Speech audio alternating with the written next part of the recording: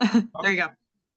Oh, now I get started. Good evening and welcome, commissioners, participants, and interested parties to the August 21st, 2025 meeting of the Cohasset Conservation Commission. The meeting is now open. I'm Steve Magnell, acting chair of the Cohasset Conservation Commission. We're running tonight's meeting as we implement the Massachusetts and Cohasset Wetlands Protection Act and the Cohasset Stormwater Management Regulations. The Conservation Commission meeting is now in session, is being held on Zoom, on a Zoom platform. If you have any questions for the commission, put them in the Q&A section at the bottom of the page, and when called, limit your discussion to 3 minutes. You must include your name and address to be recognized. Present this evening on behalf of the Conservation Commission are our Conservation Administrator, Melinda Wall, and the town's conservation agent, Charlotte Bechtel. I'll now make a roll call of the Conservation Commissioners. Please respond by repeating your name and saying present. Kathy Berrigan. Kathy Berrigan, present. Tom Bell. Tom Bell, present. Will Ashton. Will Ashton, present. Steve Magnell, present. Chris McIntyre and Sanjay Fernando are not here at this time. Tonight we'll have a quorum of 4 commissioners. We'll be taking all votes via a roll call, with each commissioner answering yay, nay, or abstain. And the first on our agenda is the approval of the meeting minutes. Our first set of minutes is from March 7th, 2024. Does anyone have any comments, questions, or edits? Does anyone want to make a motion? Okay, I'll make a motion. I make a motion to approve the March 7th, 2024 minutes as written. Do I have a second? Tom Bell, second. I'll take a voice vote. Everybody please say yay, nay, or abstain. Now. Oh, abstain. I think I have to abstain because I wasn't here. Yay. Yay. Okay. So the vote passes 3-0-1. Next are the minutes for July 24th, 2025. Does anyone have any comments, questions, edits, or does someone wish to make a motion? I move that we accept the July 4th, no, 24th. 18th? 24th. Oh, 24th, 2025 minutes. Do I have a second? Kathy Berrigan, second. I'll take a voice vote. Everybody please say yay, nay, or abstain. Yay. Yay. Abstain. Yay. The vote passes 3-0-1. The last are the minutes for August 7th, 2025. Does anyone have any comments, questions, or edits? And does someone wish to make a motion?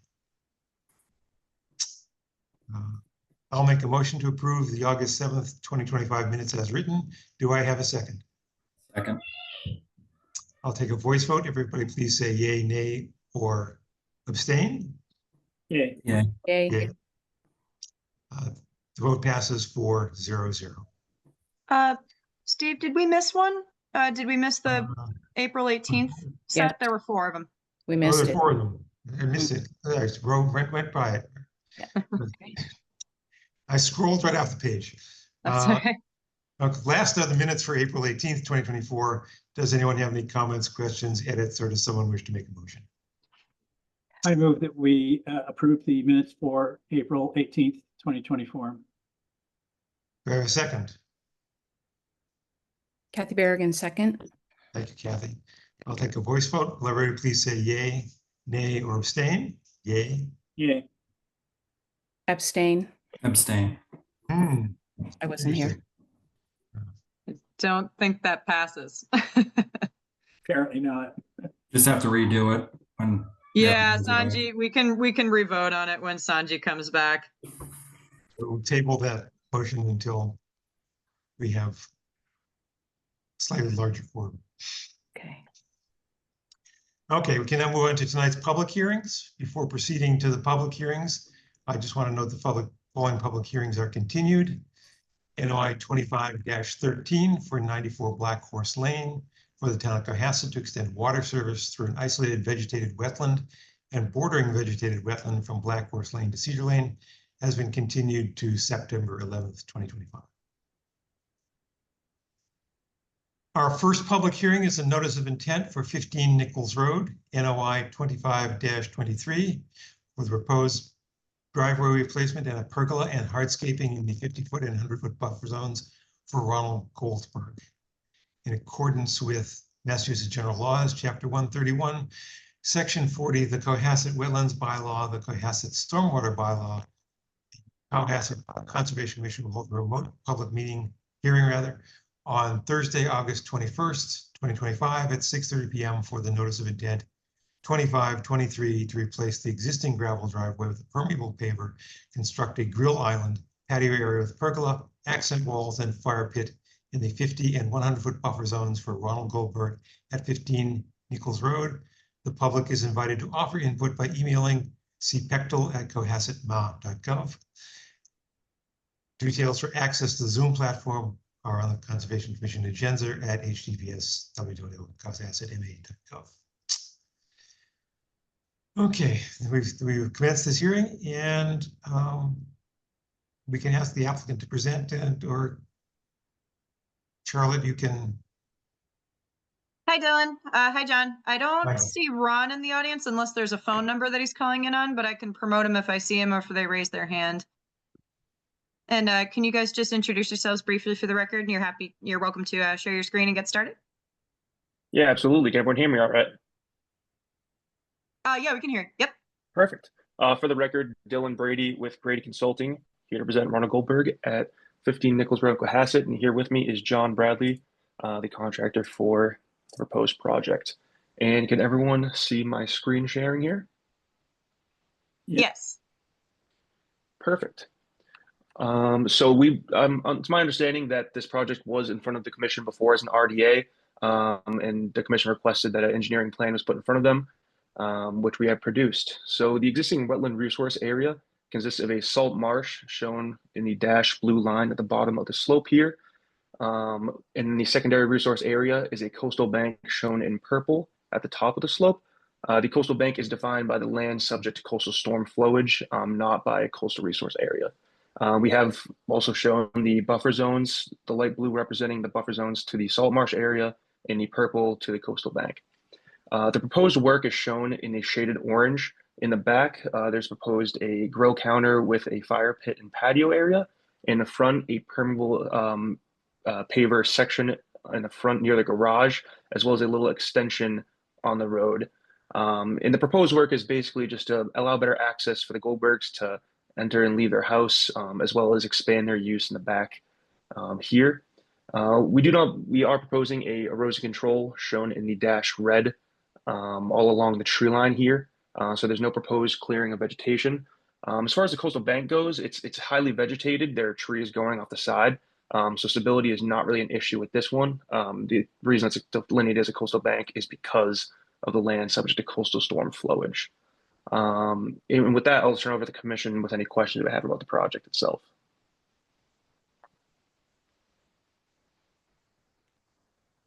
Does anyone have any questions about this? Tom? Will? Kathy? Yes, I do. I was wondering, what material will the floor of the pergola be made from? Basically, Yeah, is it pervious or impervious? That's really what I'm asking. Yeah, I believe if John's unmuted, I can let him answer that question. Okay.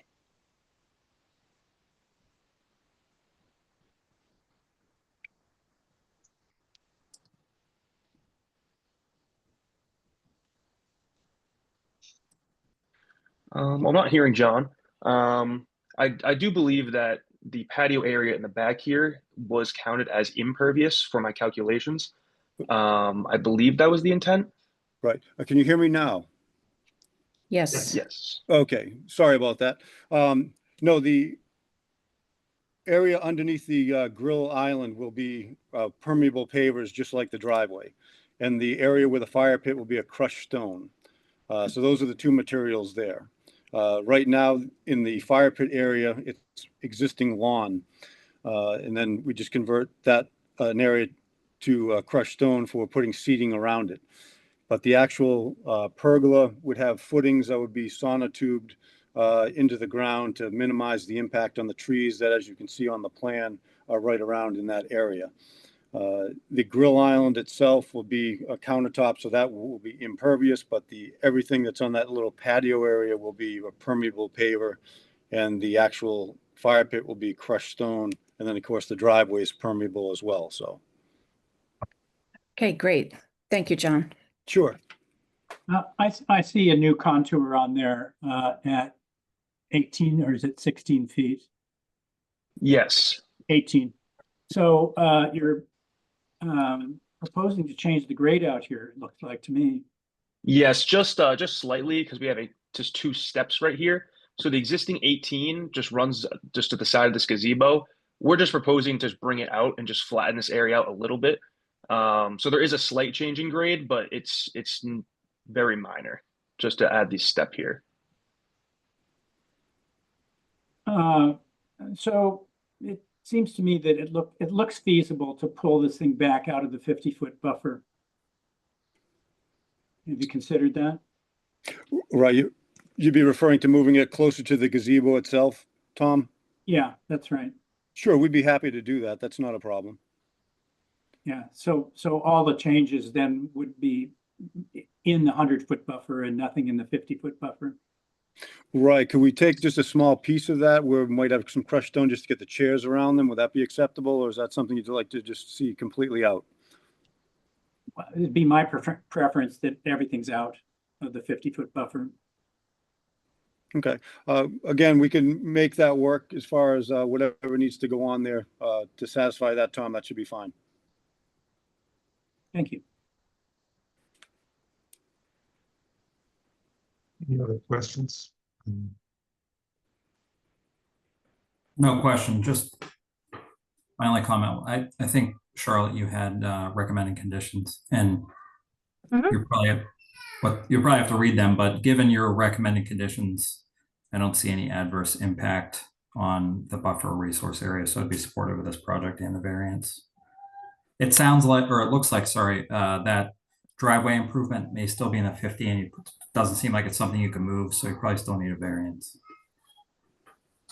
That's correct. Yeah, just because the existing garage is already within the 50. Yeah. Right, and I have walked the site with Charlotte. We have gone over a few items that she wanted to take care of and take into account as well. So we agree with those as well. So whatever Charlotte deems would be necessary, we're happy to accommodate those requests from walking the site with her. Ron and Lena were apologetic of not being on the meeting tonight. Unfortunately, their internet's down where they're vacationing up north. So they were hoping it was going to come back for the meeting, but it's been down for 2 days. So they wanted to apologize for not being on this call as well.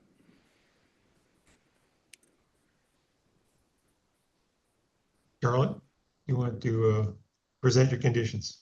Sure, yeah. Can I just take over the screen, Dylan? Oh, yeah. Sorry about that. That's okay. So after walking the site with John, most of the recommended conditions, I just added this one. If the commission is based on discussions, the proposed fire pit and patio shall be moved entirely outside the 50-foot buffer and relocated to existing lawn space within the 100-foot buffer zone. And then these are the conditions that I had talked about with John on site.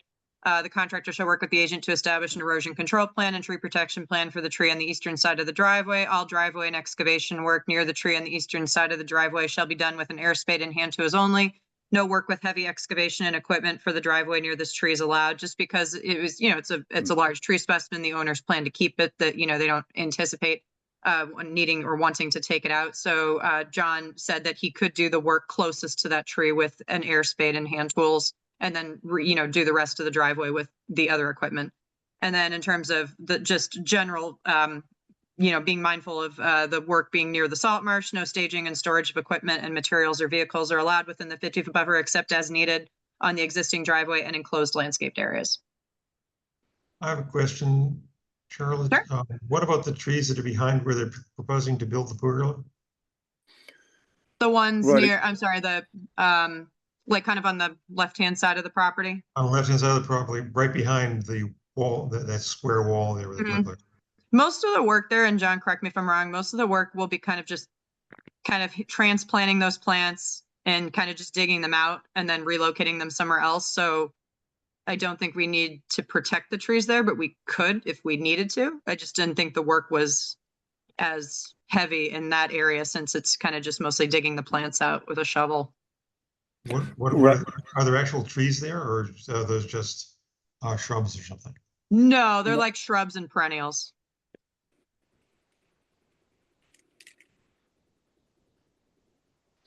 Right, and obviously any roots we encounter as far as when removing that, as far as prepping the base for the footing for the countertop and the pergola would be done with either an air spade or a small auger to get what we need for buildings satisfaction on that. But again, it would be more, again, with the air spade and using work to protect the trees. Obviously, we want them as the screening there and not interested in damaging those in any way, shape, or form.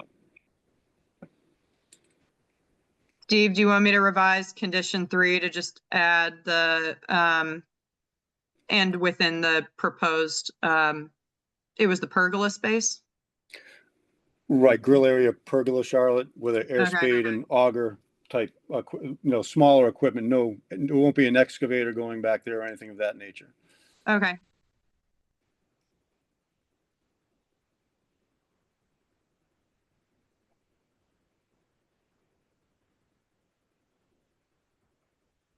Steve, does this look better? Yeah, that'd be fine. Okay. So yeah, all driveway and excavation work near the tree on the eastern side of the driveway and proposed grill area shall be done by hand with an air spade and hand tools only. No work with heavy excavation equipment within these areas is allowed.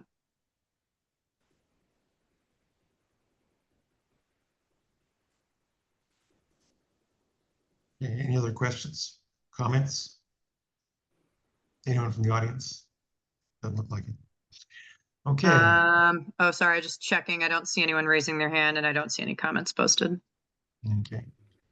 So we'll go on to a motion. I'll make a motion to close the public hearing for notice of intent 2523 at 15 Nichols Road and issue an order of conditions with our standard special conditions and the conditions previously shown on the screen and read into the record by our conservation agent, Charlotte Bechtel. Do I have a second? Second. Second. Okay, we'll go for a roll call vote on this. Tom Bell, Tom Bell, aye. Will Ashton, Will Ashton, aye. Kathy Berrigan, Kathy Berrigan, aye. Steve Magnell, aye. The motion passes 4-0-0. Now I think we also need a variance because of the work in the salt marsh and the 50 buffers. So I make a motion to issue a variance for the notice of intent 2523 at 15 Nichols Road for work within the salt marsh and coastal bank 50-foot buffer zone to complete the work shown in the approved plans. Do I have a second? Tom Second. Bell, second. Roll call vote. Tom Bell, Tom Bell, aye. Kathy Berrigan, Kathy Berrigan, aye. Will Ashton, Will Ashton, aye. Steve Magnell, aye. The motion passes 4-0-0. Public hearing for NOI 2523 for 15 Nichols Road is now closed. Thank you Thanks, very much, guys. everyone. You're Great, welcome. thank you very much. You're welcome. Have a good night. Good night. Good night.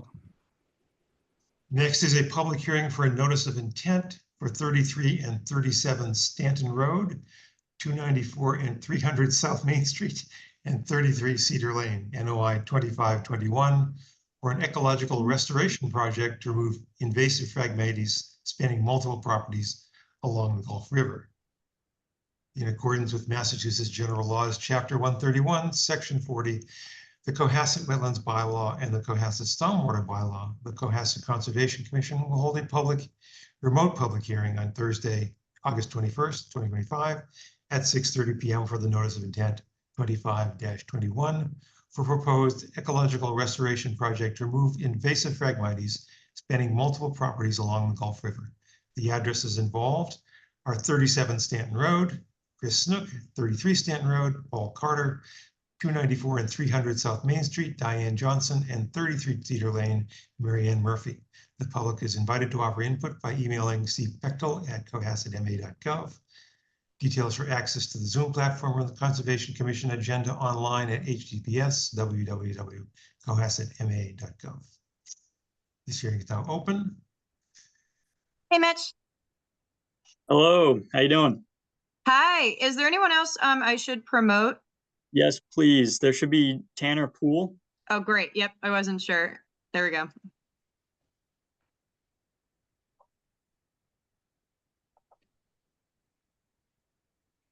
I don't see the applicants, but if they are here, they can raise their hand and I'll promote them.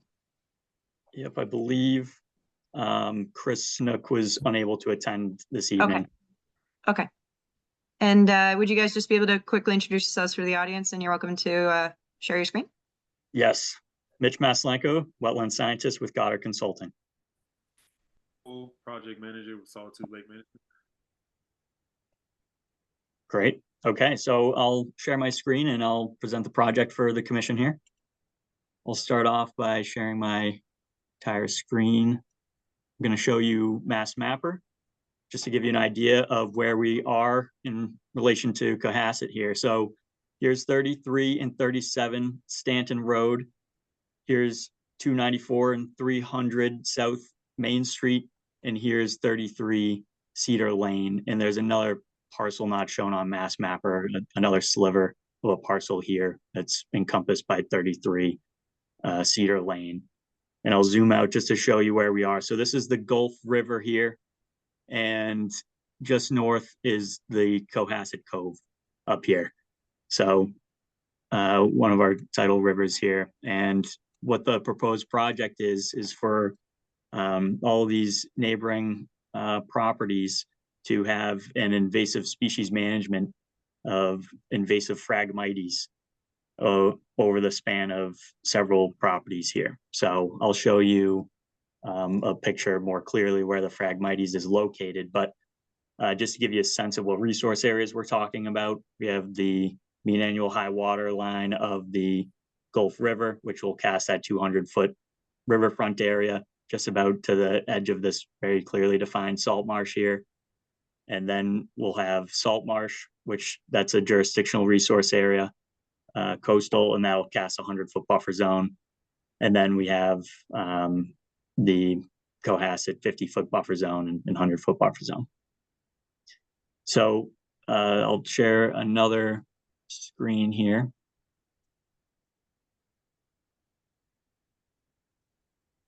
Okay. So this graphic from Solitude shows us where the Phragmites is located on these sites. So we have a major swath here, and then two isolated pockets here down south at 33 Stanton here, 37 Stanton here and here, and then the South Main Street site here, and then our Cedar Lane site here. So it spans several properties. These neighbors are all pitching in to have Solitude Lake Management do a Phragmites treatment of these patches. So what was done was a notice of intent was filed by us at Goddard in collaboration with Solitude Lake Management so that we could obtain approvals from the commission to have this project enacted.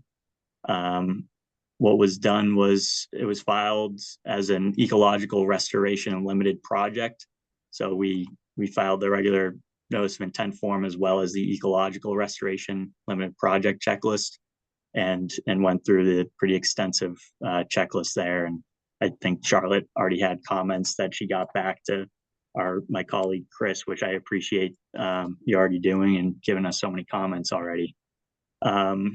So, and we also filled out the Cohasset variance form too. So basically what is going to occur is an herbicide treatment. Solitude Lake Management's going to visit the site to treat the Phragmites with herbicide, utilizing either one or two or both of two specific herbicides known as glyphosate and or imazamox. And if you guys have specific questions about those herbicides, Tanner Poole from Solitude Lake Management's there on the call here, so he can answer any questions about that. Treatment methods are going to be a foliar treatment of the Phragmites. So the Phragmites will be sprayed with these herbicides so that there's leaf contact with the herbicide so that the leaves in the late summer and fall, when the treatment will likely occur, they'll be taking in their carbohydrates and water down into their root systems prior to their dormancy for their winter. So that's the proper time to do a Phragmites foliar treatment.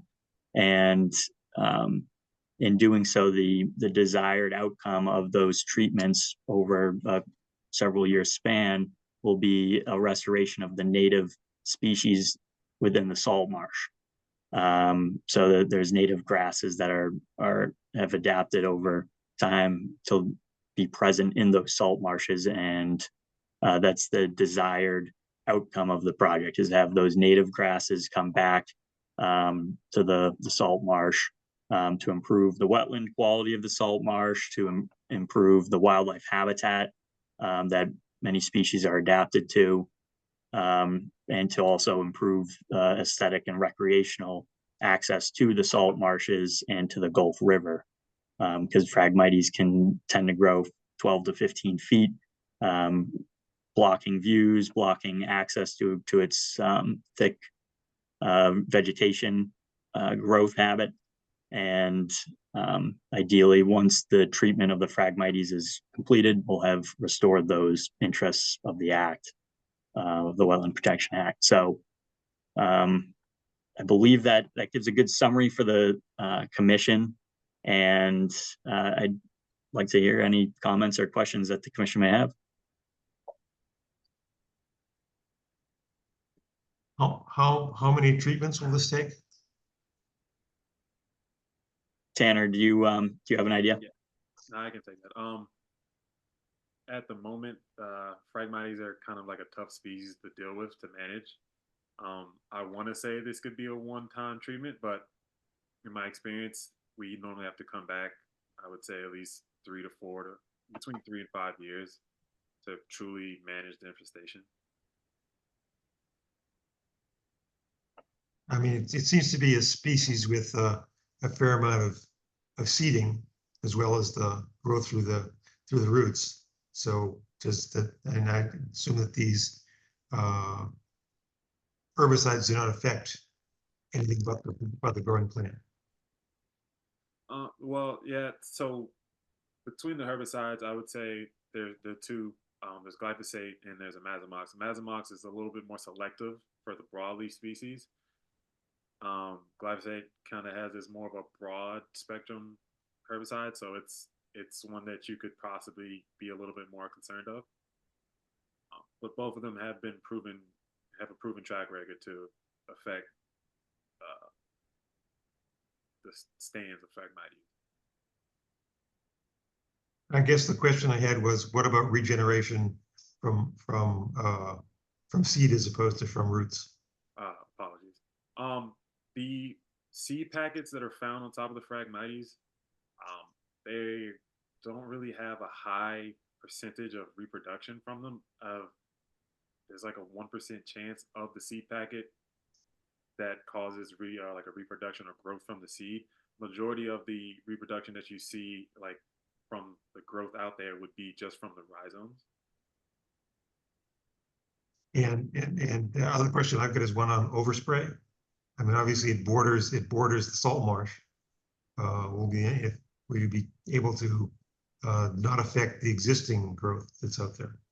Yeah, no, that's a concern. No, I mean, there's not not an explanation I can give to say like, oh, we're definitely not going to touch anything, but there are cautions we can take when we're out there when we're treating, and that's observing like wind patterns, controlling our droplet sizes, and yeah, I'd say that's pretty much the two I would use. Is the spraying all done by hand? Yes, the spray would be done with backpacks, with low pressure backpacks, and we would just be walking through the marsh to get to the site and to the treatment areas. And will there be any attempts to remove the dead Phragmites? Normally we don't remove the Phragmites. Normally we do cut them, but we cut them in kind of like a mulching situation. So we would cut them with kind of like, I would say, my best description of it would be like a limb cutter for a tree. We would go to the Mhm. site and kind of cut them in like four times, just kind of break them up into smaller pieces. I've got another question. Anyone else has questions? Yeah, we've faced this issue numerous times in the last 10 years. And with varying results. I think the last one was we allowed cutting of the Phragmites and an application of black plastic over the site. And so far that has been fairly successful. Charlotte, could you remind me whether we allowed glyphosate use at, you probably know which property I'm talking about here. There's only one that we've allowed this in. For Phragmites? Was that just for knotweed? It was for knotweed. Yeah, it was the black tarp Yeah. in on Atlantic Ave. But yeah, not for Phragmites that I'm aware. I thought that was Phragmites and knotweed that we had dealt with there. I think it was all knotweed and maybe some bittersweet, but yeah. Yeah. So when the glyphosate penetrates into the rhizomes, is there the possibility of contamination of the roots to the adjoining native Spartina? I would not say. It has a tendency to just remain in the rhizome stalks or the root system, excuse me. And it can lay pretty dormant, but it will not, it's not known to like leach through the soil. Do you know what the half-life of glyphosate is when it's in the rhizomes? In the rhizomes, I don't know if I have data to represent that. I have data to represent the soil, and that's in higher concentration, but it can be found in the soil for up to about 45 days. How long? 45 days. 4 to 5 days. So it does have the potential then to kill some of the native plants that might border it or not. Yes. It does. I think in the past, I'm trying to remember, we had a big project in probably 4 years ago that was over by the yacht club, where a lot of Phragmites was removed. And I believe that at that point, we, in some cases, didn't we require cut stems and direct injection to stems? I don't recall any that we've ever approved foliar application of glyphosate. I can double check, Tom, if you're talking about the one right across from the yacht club. That one did actually not allow herbicides, but the two most recent ones were the one in Turkey Hill in the isolated vegetative wetland, where we did do a cut and drip and or foliar spray. And then the one on the coastal bank on Little Harbor, that one was also a combination, but it wasn't for Phragmites for either. Well, I'm sorry, Phragmite was in the isolated wetland on Turkey Hill, but not in the coastal bank one for Little Harbor. Right. Right. I'm concerned about the foliar application actually spraying. I don't have much experience with it, but I have killed some plants in my own yard by using glyphosate and of course trying to and succeeding in spraying in times when there's no wind. And yet I've lost some of my native plants doing this. I'm not a professional applicator, so I can't say that I did it exactly right, but I know it's possible with drift, even when there's no wind, to have an impact on the surrounding vegetation.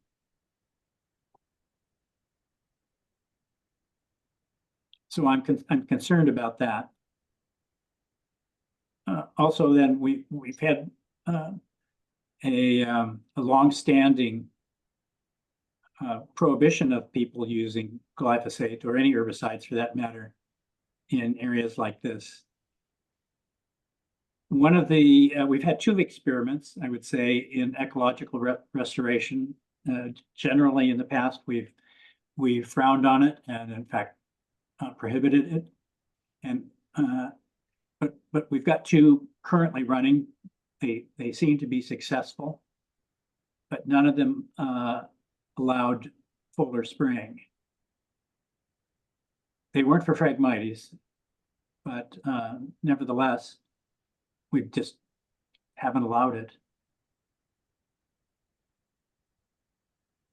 Yeah, thank you. Is there an alternative here? Do you guys have an alternative to foliar application of glyphosate? Yep. So that's exactly what I was going to get into, was the alternative methods, right? So what we could do is pulling out the Phragmites by hand.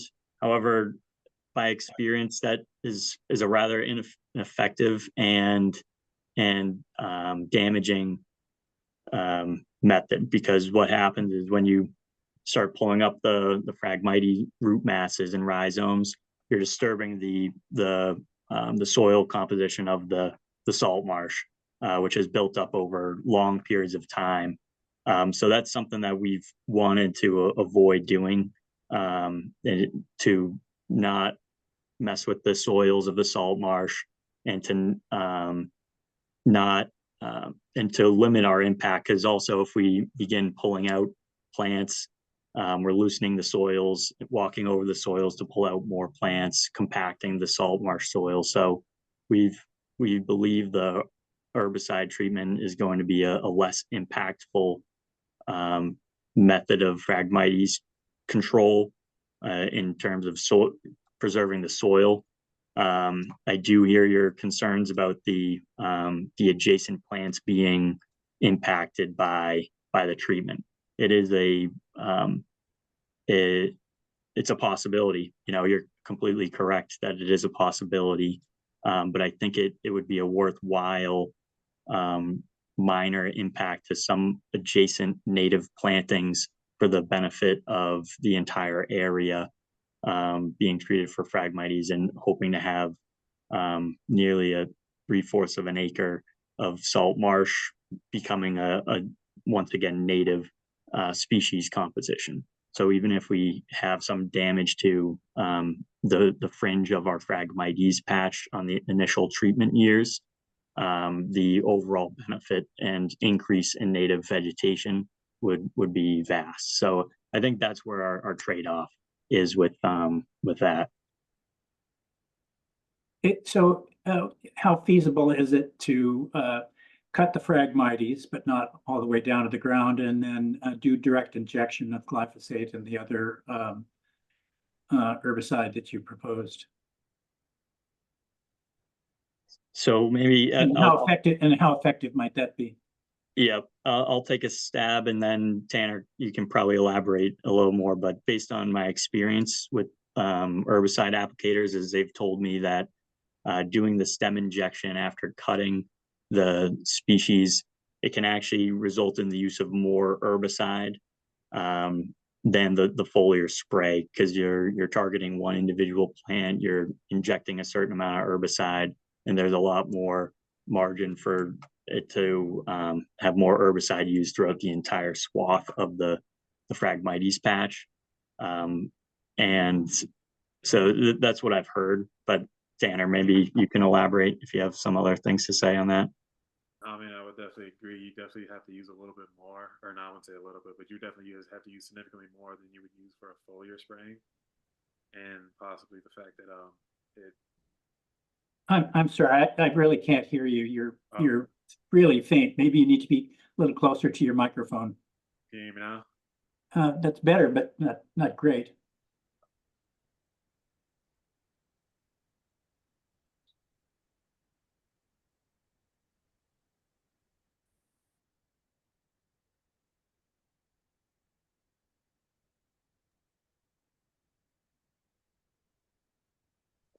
Can you hear me now? Oh, that's great. Thank Okay. you. Sorry about that. No, yeah, you would definitely have to use a like a larger amount of herbicide for the clip and drip method.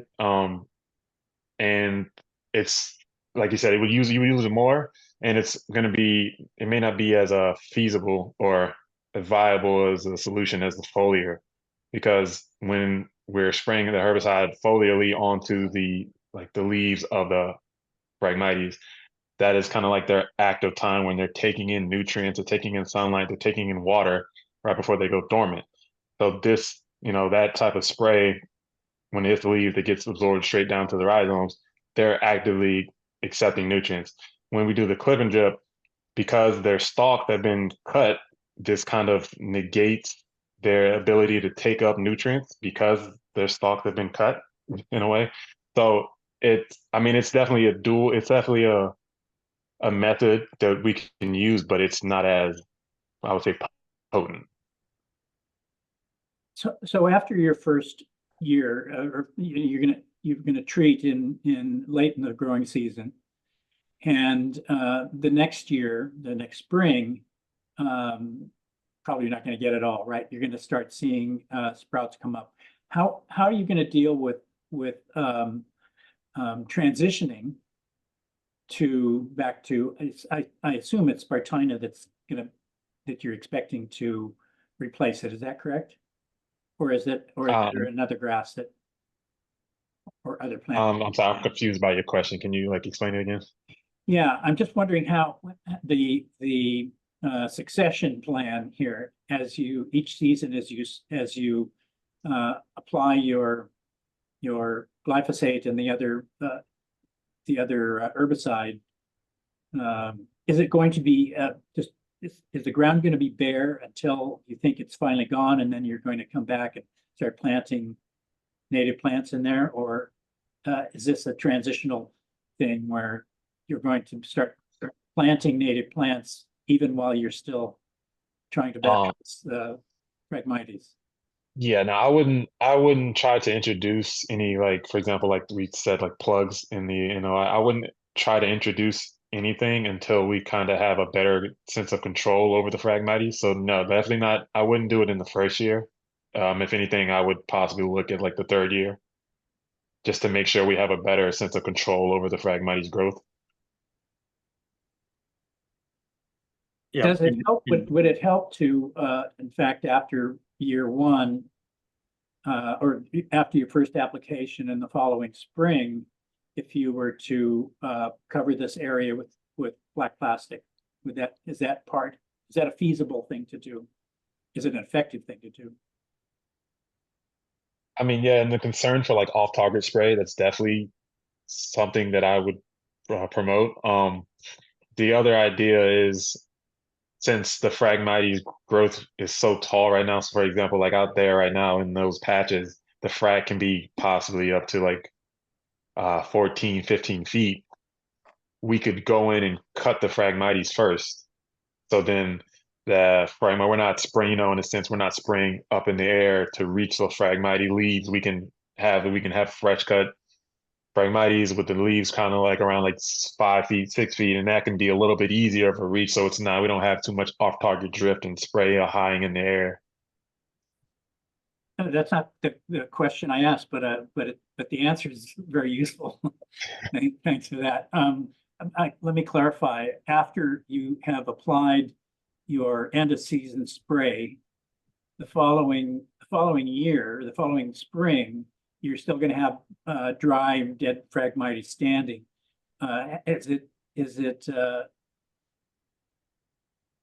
not just feasible, is it effective then to come back and cut all of that dry Phragmites and cover the ground with black plastic so that any new sprouts are deprived of light? I don't think that would truly make a difference. I don't know, that may be I think that would be a little bit maybe cost effective to the client, but I don't think that would give us any more benefit than what we're already doing. Well, one of the things it would do is certainly protect bare ground from erosion. I mean, we're doing this with knotweed. Mhm. And so there was, you know, if there's an initial foliar spray with glyphosate, and then sometime over the winter before you start seeing new sprouts, you cut this the dry stuff down to the ground and then cover it. Any sprouts are going to be, they're not going to get any sunlight. So even though those rhizomes still may be alive, you're going to at least deprive them of the ability to metabolize for that growing season. Yeah, I mean, it's an interesting thought, Tom, because I have heard of the knotweed idea with the tarps. With this, I think my concern with the tarps would be that with it being a salt marsh and subject to coastal storm flowage and tidal wave action and just flooding in the salt marsh, that a large area of tarp might actually, it could do more damage to the fish species that, you know, are swimming around in the floodwaters, or even the bird species on the marsh there. And I just have concerns with a really big black tarp going over that entire area. I think that could have some detrimental effects to particularly wildlife species. And if the flooding took the tarp away, it could cause some impacts to fish, and who knows, even some infrastructure like boats and whatnot in the river. Isn't the Phragmites above the high tide line?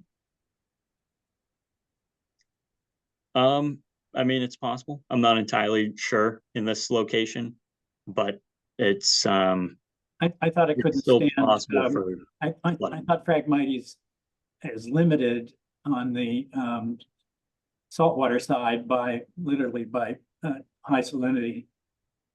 I mean, that's why it doesn't spread all the way out to the end of the marsh. yeah, maybe.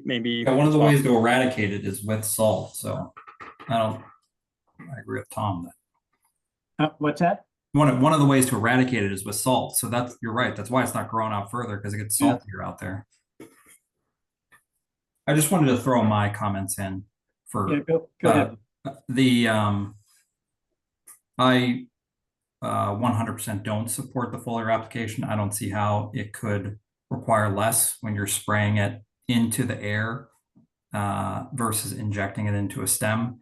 And I think there are plenty of mechanical alternatives to removing the Phragmites, and the risk of the glyphosate outweighs any of the other risks that you've mentioned. So I would not be supportive of the herbicide, but would be of some sort of cutting. And there's plenty of, I'm not going to tell you how to do it, but there's plenty of ways you can do it mechanically. And the argument in your NOI was, I think, if I read it correctly, that it's not cost effective to do it that way. But one of you offered up that you could cut them at 5 feet and then spray them, which seems like the same amount of work as just cutting them all the way down. So that's why I wouldn't support it.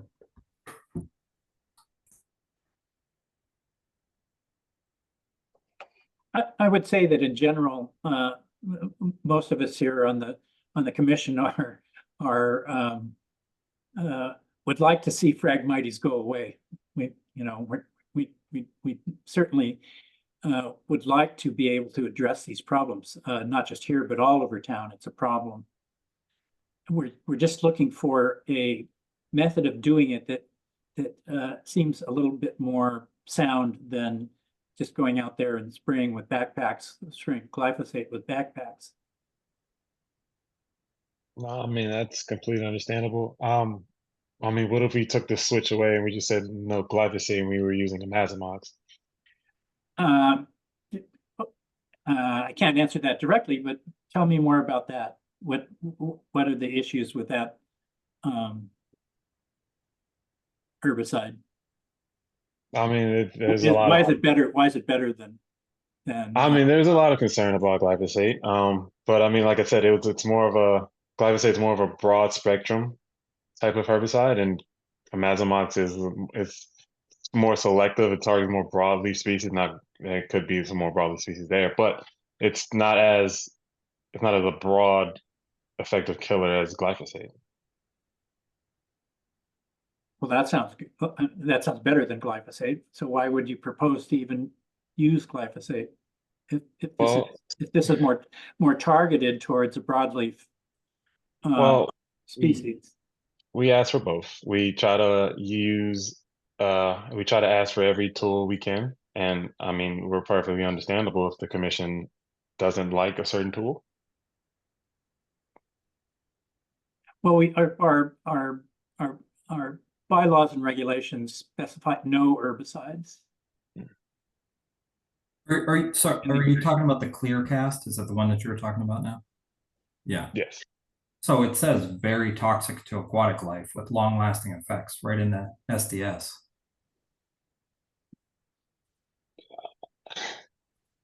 I wouldn't necessarily agree. Definitely depending on the concentration you're using.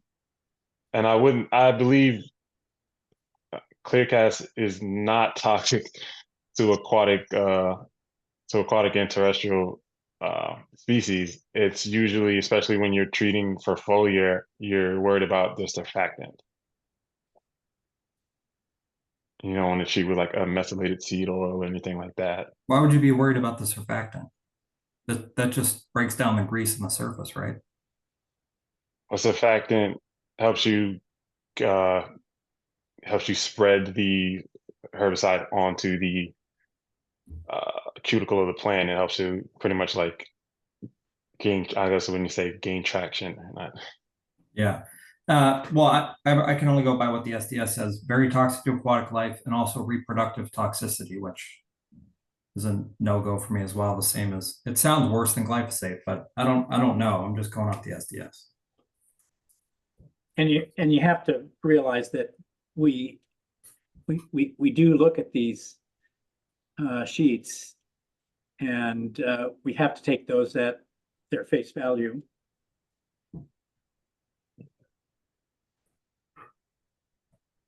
Understood. So I'd agree with Commissioner Ashton. I would not support the use of this after hearing this warning about using it and affecting wildlife. And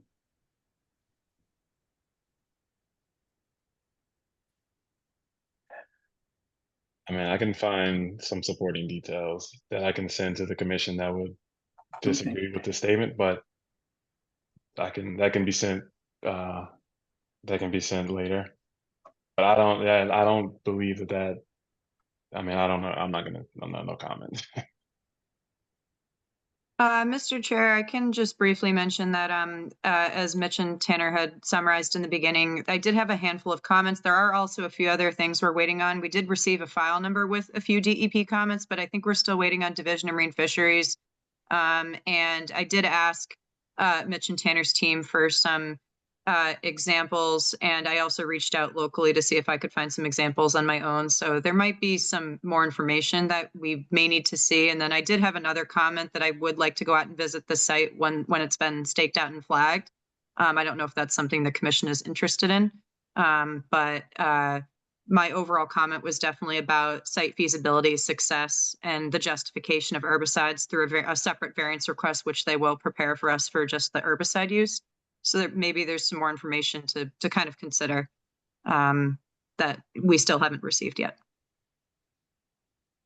I think that can we not continue from here?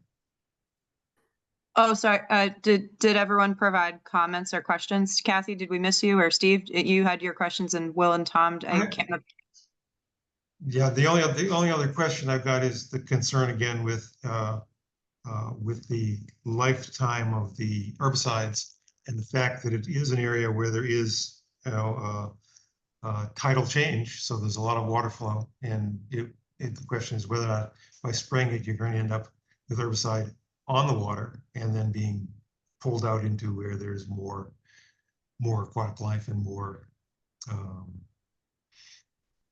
vegetation. So it just seems it's a tough place because there is water flow there on a regular basis. Yeah, that's a good point too, Steve. So maybe we could work on the schedule to align with, some astronomical low tide. Right, you couldn't do that for 45 days. Right, right. So it's really kind of tough when you've got a thing which is active. Yeah, it's a short term, but it's a short term when you're applying it to land. It's not a short term when it's being drained out every day. Yep. Okay. I think just one other thing, Charlotte, on the wetland delineation. I was wondering if that was needed, or if we would be able to go without the wetland delineation for that, because we are trying to keep it cost conscious for the property owners who are they want to do a good ecological improvement to the area, and that can be a significant cost added on to the project. So I was wondering if there'd be any leeway, considering we're filing that under the ecological restoration project.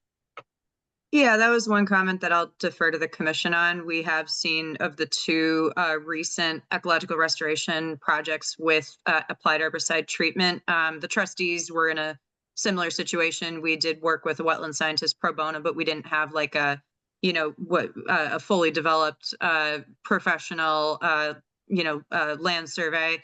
It was kind of what Mitch and Tanner showed tonight with the resource areas, but we did get the wetlands flagged with the buffer zones shown on it, but we just didn't have like a professional full-blown survey. So I guess I'll defer to the commission on that for this specific project. Charlotte, It is at your discretion. have there been any recent ones out here that are within the 3-year window? In South Main Street? Yeah. Do any of these properties have a recent wetlands delineation? I can double check the specific area. Even an historic one. I can double check. There might be a neighboring property that might have some wetland delineations with the riverfront elevations for mean high water. I don't know if it would reach the entire project, but we do have a previous project at 33 Stanton Road for a dock project that was completed a few years ago. So I think I can pull some stuff together if the commission were comfortable at looking at previous wetland delineations and elevation surveys in combination with this application. Yeah, for me, I don't think it adds anything to get a wetland survey. We know the salt marsh is a wetland, it's Right. not debating whether it's in or out of the wetland. So I don't think there's benefit to it. Okay. Yeah, and the elevations are readily available from the most recent NOAA LiDAR survey. Are you guys aware of that? Mr. Maslanka, you're— Oh yeah, yeah, I know, yeah, because we use Mass Mapper and they have the 1 foot contours on there, so it is that we've heard from surveyors it's quite accurate. Yes, it is. Okay.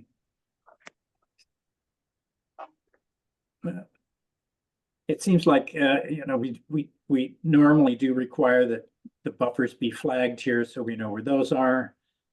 We do, as Mr. Ashton pointed out, it is pretty clear where the salt marsh starts and ends here, but the buffers are are not as well defined by the vegetation. So that's an issue for us. We need to know what the buffer boundaries are here. If we require that you stay within a certain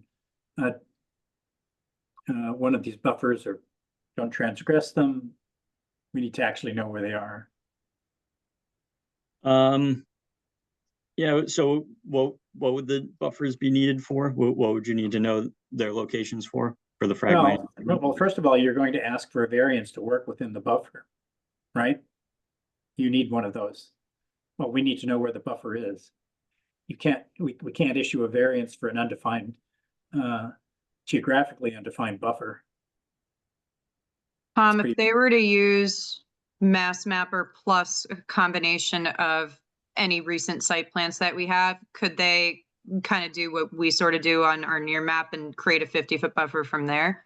Or Well, first of all, they can't use the wetlands No, lines no, From Mass Mapper. It's Okay. very clear that they're very approximate. They're all done Yeah, photographically, and they're pretty useless, actually.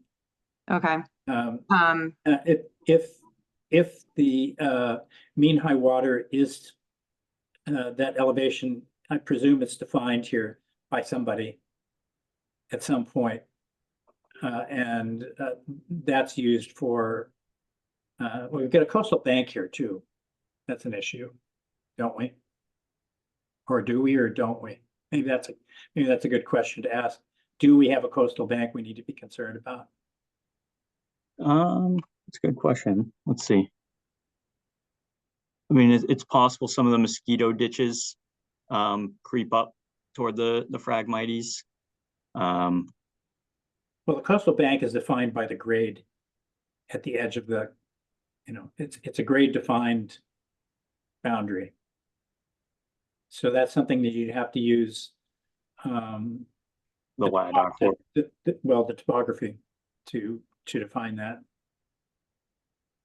Yep. So could we provide an aerial with the Mass Mapper's 1 foot LiDAR to identify the coastal bank and an approximate salt marsh boundary, and with an approximate 50-foot and 100-foot buffer zones?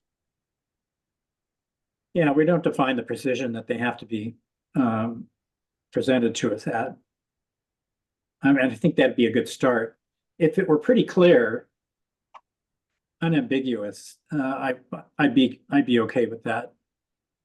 I don't know. Okay. I don't know about the other commissioners, but I think We do require Mass DEP methodology of whatever the current mode is to delineate wetland resource areas. But it can also be commission's discretion,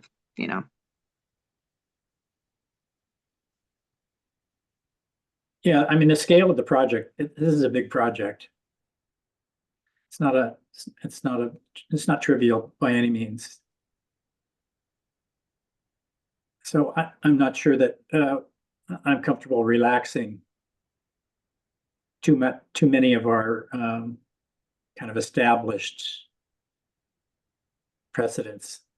Yeah, I hear you. I hear you, Tom. I just feel like with the homeowners wanting to do, an ecological restoration project, maybe you could write a strong findings of fact in the order to say, in this, very rare circumstance where they're not proposing to even do a dock or put a structure anywhere in the buffer zones. It's just to treat the invasive vegetation that in this one specific case, we were willing to use an approximate wetland boundary based on topography and aerial photographs of the aerial extent of the Phragmites patch and such. And we could make sure that it's a conservative line too, not one that you'd find controversial, one that you'd say, okay, yeah, that's definitely, we can see that's upland there. So we'll draw the line right there where you guys would be comfortable. I'd be supportive of that because it's where the wetland boundary is not going to change what I would think about the effect on the wetland, because it's the removal of vegetation. So whether that's in the resource area or in the 50, I have to assume it's in one of those two. I don't think it would, as long as you did what you just said, I would be okay with that. Yeah, I agree with that. Okay. All right. Yeah. No, thank you guys for working with us on that one. I think Yeah. that'll be awesome. You're welcome. I would certainly like you to reconsider the application of herbicides, particularly in a marine zone like that. There are the other methods that certainly have been used elsewhere. So you might want to try to reconsider that as well. Yeah. We'll certainly consider it.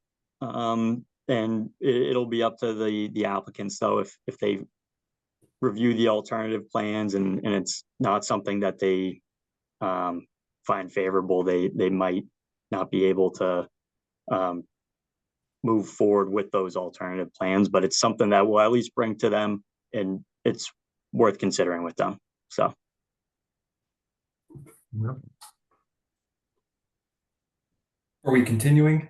Is that what? Yeah, I Okay. think we're going to continue this. I expect we are.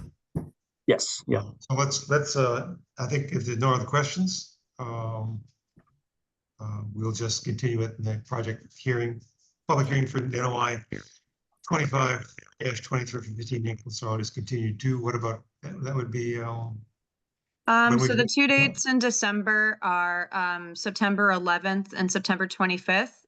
Just a quick note that we may need to tweak the September 25th meeting date. Mindy and I will most likely both be away that particular day, so it might be just another day that week in September, but I'll talk to the commission about that. So the official date with the next meeting is September 11th, and then, you know, maybe a tweak for September 25th, 2 weeks after that. But before So I we don't know con- if, sorry, go Oh, ahead. go ahead, sorry.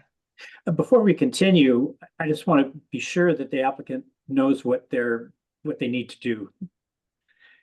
Yep. They need to bring to the next meeting. I mean, we don't want to have 3 or 4 or 5 meetings about this. We can help it, and I'm sure that your clients wouldn't appreciate that as well. So just to be sure, you're going to bring us a topographic map at 1-foot contours based on the Mass Mapper topography. You're going to have a orthorectified image underlying it. If you do not have the ability to obtain that, perhaps we can help with that, Charlotte, for a near map image of this. I think that's important. These are they're corrected to be vertical, and they've proven to be highly accurate as well. So I think with those two things, we should be able to define, first of all, the extent of the Phragmites from the air photos, and also the topography, so we can at least pretty closely estimate where the resource stops and the buffers begin. And then you're going to bring in, you're going to present us with alternatives. And it sounds like the the name of the second herbicide escapes me, but it sounds like you've really got to do some homework to convince us on that one after reading the SDS sheet. So if you really want to use that, we need to see some really serious evidence that it is feasible to use that without doing any damage to the marsh. And of course, alternatives to foliar spray. There's a huge body of literature on trying to remove Phragmites, and it's pretty disappointing when you read it. I'm sure you're aware of that. There's also a body of literature that comes from the standpoint of arguing that Phragmites fills the same ecological services that were once provided by cattails in terms of habitat. Hate to think that we're going to have to live with Phragmites, but we might. So I know there's a lot of research on this, and I'd like to see some evidence that you guys are up to speed on that, and bring us some alternatives. Give us some, something to compare against what your proposal is. Great.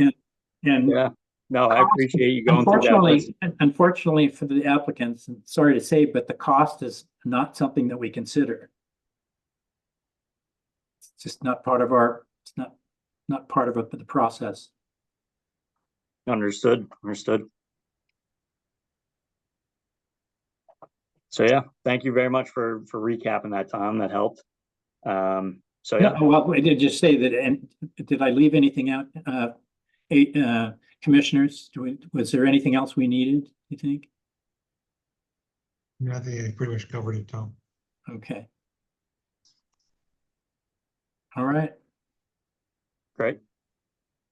So when Would, Mitch and Tanner, would the September 11th date work for you? Just keeping in mind documents would need to be submitted a week in advance so the commission can have time to review them? Or would you need a little bit more time? Let me see the calendar here. Okay. So yeah, if we could submit something by the 4th, I'd say, is it all right if we do the September 11th meeting?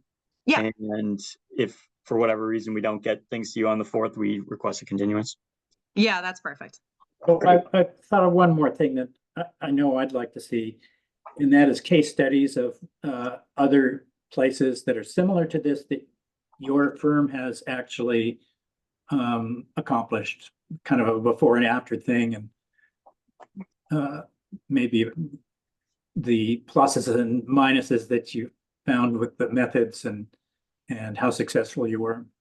So a case study or actually as many as you want to send us, but specifically your firm doing it in a similar salt marsh setting.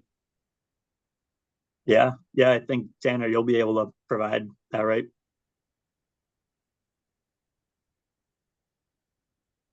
I think that was a yes. We couldn't hear it on that one, Tanner. Yeah, we'll accept that as a yes. Okay, great. Yeah, sorry. I don't know what's going on with my headphones today. Yeah, that we can definitely do that. Great. Okay. Shall we finish this then? I think so. Yeah, I hope so. Public hearing for NOI 2523 for 15 Nichols Road is now continued to September 7th, 2025. Oh, sorry, September 11th. Sorry, Steve. September 11th. Okay. All right. Thank you, guys. Yeah, thank you very much, Commission. See you later. Have a good night. Thanks. Thank you. Good night. Onward.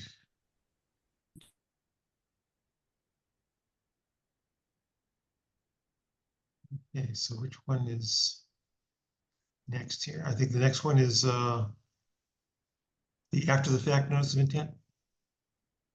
Charlotte, yeah. Next is a public hearing for the after the fact notice of intent for 81 Border Street, NOI 25-22 to remove asphalt and grass for a 3/4 inch river rock auto court and landscape tie border within the 200-foot riverfront area.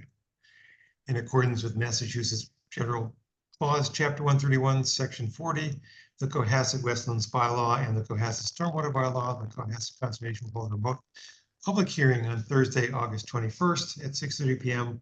for an after-the-fact notice of intent 25-22 for removal of asphalt and grass to recreate a 3/4 inch riverstone auto court with landscape tie border within the riverfront area at 81 Border Street for Joseph Uradi. The public is invited to offer input by emailing cpectel@cohassetma.gov, and the details for access to the Zoom platform or on the Conservation Commission's agenda online at https://www.cohassetma.gov. Hi, Joe. Hi, Mike. Hi. Hello. Good evening, How are members you? of the board. Hello. Good evening, Charlotte. Would you guys just be able to introduce yourselves for the record, and then feel free to start with sharing whoever just shared their screen? Sure. My name is Attorney Michael Van Dam. I'm representing the applicant, Mr. Joseph Urardes, on the Zoom as well. Hi, Joe Uradi, 81 Border Street, Cohasset. And that is my share screen. So, good evening and thank you for your time. First of all, this is what is called an after the fact. In my world, we call it a nunc-pro-tunc, asking for a notice of intent for relief in which there's been an alteration of the riverfront area. I put up that picture because it clearly shows the work there. Around 576 square feet in which some asphalt and grass was removed and replaced with the 3/4 inch riverstone that you see before you with the landscaped tie borders right here. And given the proximity to this very well-known area and road, I'm sure Hopefully the board has seen it live, but we ask for approval of this work and open for questions. Any questions?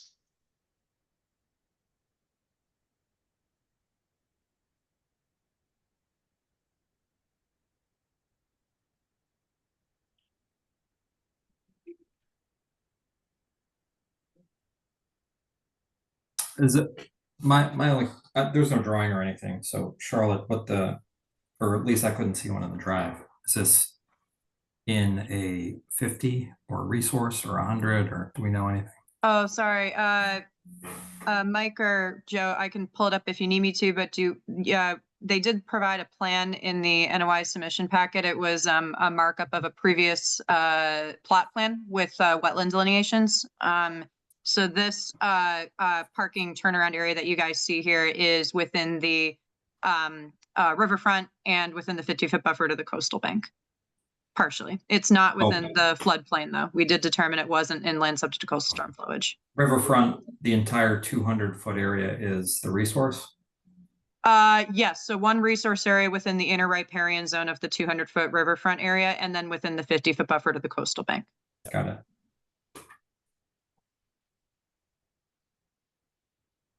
Was the only thing replaced the gravelled area, or did you also add asphalt? No, there was no asphalt added. Okay, so the area where the gravel was the asphalt went a little past where the asphalt line is now. I took that asphalt up and the rest was grass. And it was depressed over there and it puddled all the time.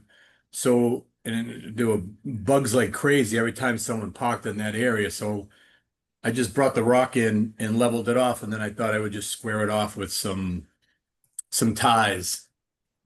And then I seeded the area with clover. And as you can see on the right side, that's all green clover all the way around. And I did put silt fence up before I, did the work. Yeah, it's still there now. But to answer your question, sir, this asphalt was existing. Okay. Yes.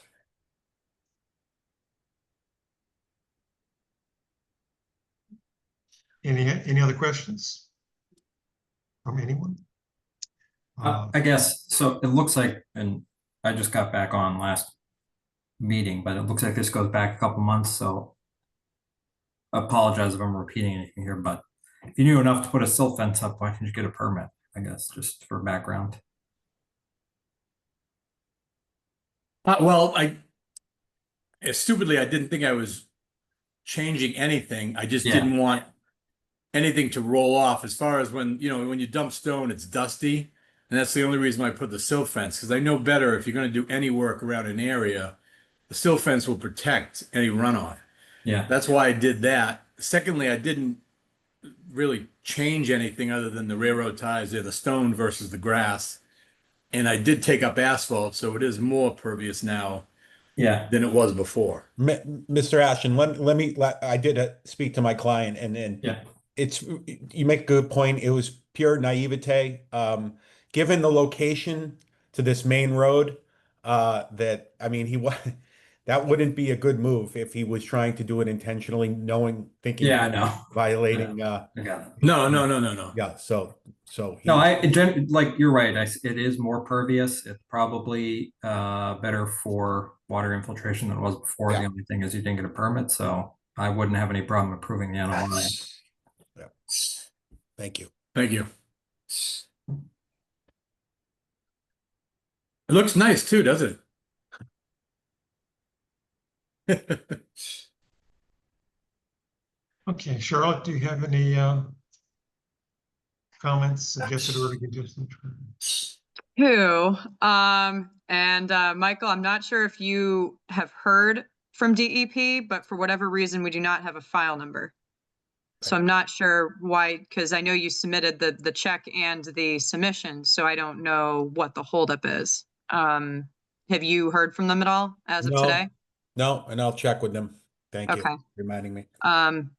this can be up to the commission. Normally, we do not close a public hearing without a DEP file number. However, if one were to be given to us within the next few days, I would be okay with it.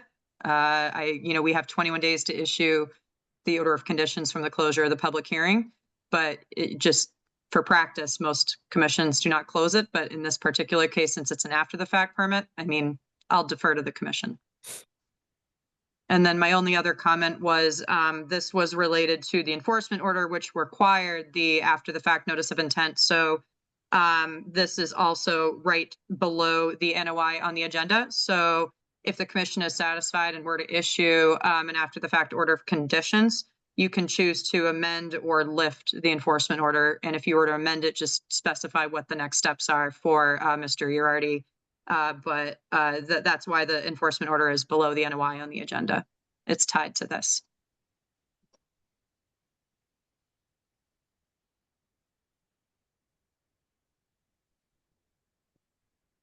So may I suggest in some language that so long as the DEP number is provided to your office within 5 days, the meeting is closed, or some type of language like that? If if the commission's okay with that, I wouldn't see a problem.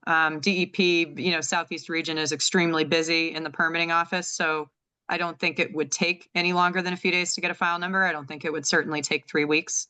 It's mostly just good practice to not close a hearing until you get a file number. But like I said, in this particular case, it's already an after the fact permit. So it's not like we're waiting on the work to begin.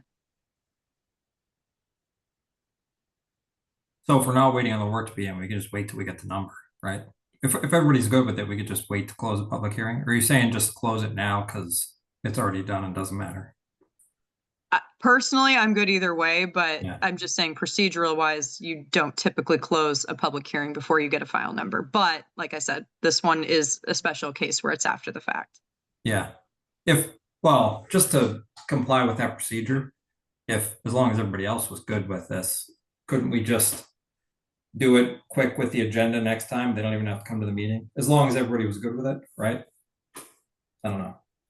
That could be an option where you just issue the order on September 11th upon receipt of the file number without any further discussion if there's no more comments from commissioners. Yes. So you could close the public hearing but not issue, right? Is that? I think, yeah, you can. Yeah. Sounds prudent.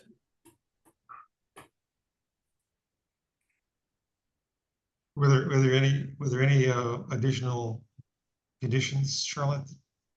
You'd like them to? Well, upon the issuance of the order of conditions, I mean, you guys would just probably immediately just close it. So you'd have to submit a certificate of compliance request. So you could probably submit that for the next meeting too, just to kind of close it and turn it around, unless you're proposing any future work that would need a new permit. But since it's already after the fact, we would still need it to be, once an order's been issued, you'd still need to close it out with a certificate of compliance. So I will be in front of you guys frequently because I'm going to be doing some work here. So. Okay. Yeah. So I would just want to see once the order's issued, I just want to see a certificate of compliance request. The order and the COC would be recorded and kind of just that's kind of it. The work's already done. So. Well, I would suggest we just continue it until. Can I move to close the public meeting and continue to September 11th? Is that the right thing? Yeah, we don't typically do it in that order, but yeah, that is the option. And we just have to issue the order within 21 days of the closure of the public hearing, correct? Okay, perfect. Sounds good. I think we need a motion for that though. So I move to close the public hearing and continue to September 11th. A second? Okay, second. I will second. Steve Bagnell. We'll take a roll call vote. Will Ashton. Will Ashton, aye.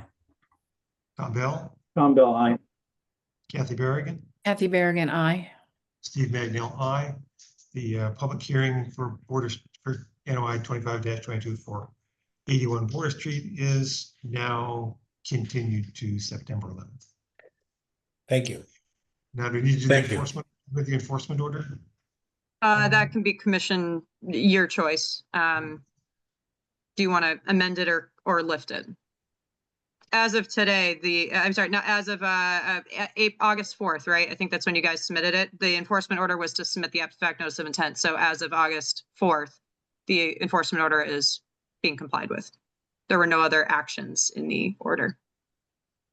Okay. I have no objection to just lifting it. Okay. I'll move to lift the enforcement order at 81 Border Street. We have a motion to lift the enforcement order. Is there a second? Kathy Berrigan, second. We'll take a roll call vote. Tom Bell, Tom Bell, aye. Will Ashton, Will Ashton, aye. Kathy Berrigan, Kathy Berrigan, aye. Steve Manuel, aye. The motion to lift the enforcement order issued 81 Border Street is approved. Is passed 4-0-0. Thank you. Thank you, guys. Well, Thanks, see ya. Thank you. The enforcement order for 81 Border Street is now lifted and this matter is closed.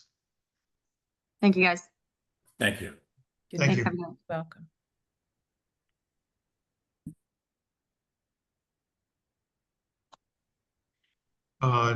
We have this next is the continued and combined public hearing for notice of intent, NOI 25-19 and stormwater permit SWP 25-10 at 40 Pond Street and notice of intent 25-20 and stormwater permit SWP 25-11 at 46 Pond Street for the construction of a single-family home, shared driveway, stormwater mitigation system and landscaping within the bordered vegetated wetland, 100-foot buffer zones on both properties at 40 and 46 Pond Street.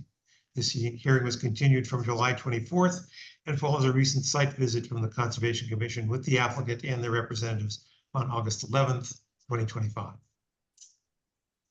Hi, Curtis. Hearing is now open. Hi, Charlotte. Curtis, I think I can share my screen for the revised plan, but I know you probably have a couple updates for the commission. I think you were also wanting to see what the commission's thoughts were after the site visit. Is that correct? That's correct. And I'm happy to drive too, but if you want to pull it up, I can. Oh, kind of okay. direct. Sure. But, Yeah, feel free. Yeah. Let me see. Can you all hear me okay? Yes. Yeah. All right, great. And for the record, my name's Curtis Webb. I'm the applicant builder here. Our engineer Taylor, who was with us at the last hearing, is unable to attend tonight. Oh, I'm getting a little bit of a delay here. Hang on.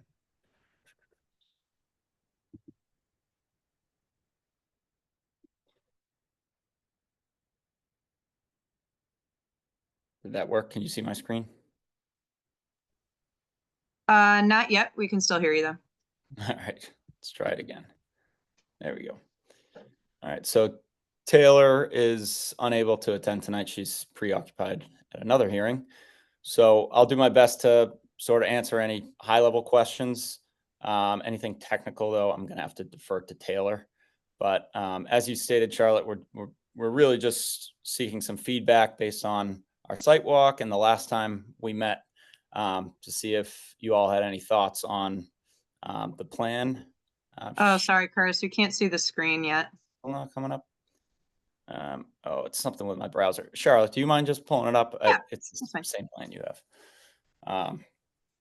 But like I said, there are some minor changes since the last time we met, some improvements in my opinion. But due to some of the events at a planning board hearing last night, we are going to have to revise the plan anyway. So out of respect for everyone's time, I think we probably might not want to dive too deeply into details of these changes and instead just really look for your feedback since our site walk. Can you share what planning said generally or no? We had a 3, 4, and 1 abstained vote last night. So in turn, that because there were only 4 members there and we needed 4 out of 5, in turn, that became a denied request for special permit. So we're sort of back to the drawing board on the shared shared driveway. So like I said, we're gonna have to modify the plan in some semblance, but as far as their reason for denial, they recommended we go back and listen to the minutes, but it wasn't very clear because we did, just for the record, we did meet or exceed all of the stipulations in that shared driveway bylaw. But for whatever reason, it was not approved. So we don't even we don't even know which direction you're going with this yet because you haven't figured out what their feedback was. Is that right? So this plan, I mean, it was all in relation to the driveway. So this plan, I think we can still use as sort of a conceptual plan. The intent is still to have these 2 single-family residences, and obviously their concern was with the driveway. So the driveway is going to have to be modified, but we were hoping to just collect some feedback from you all if you had anything that you could provide to us that you want to see before we go ahead and revise this plan. So, I mean, high level, as you can see, since the last time you looked at this plan at the last hearing, we did pull the driveway out of the 100-foot buffer. So this is the plan we showed to the planning board last night.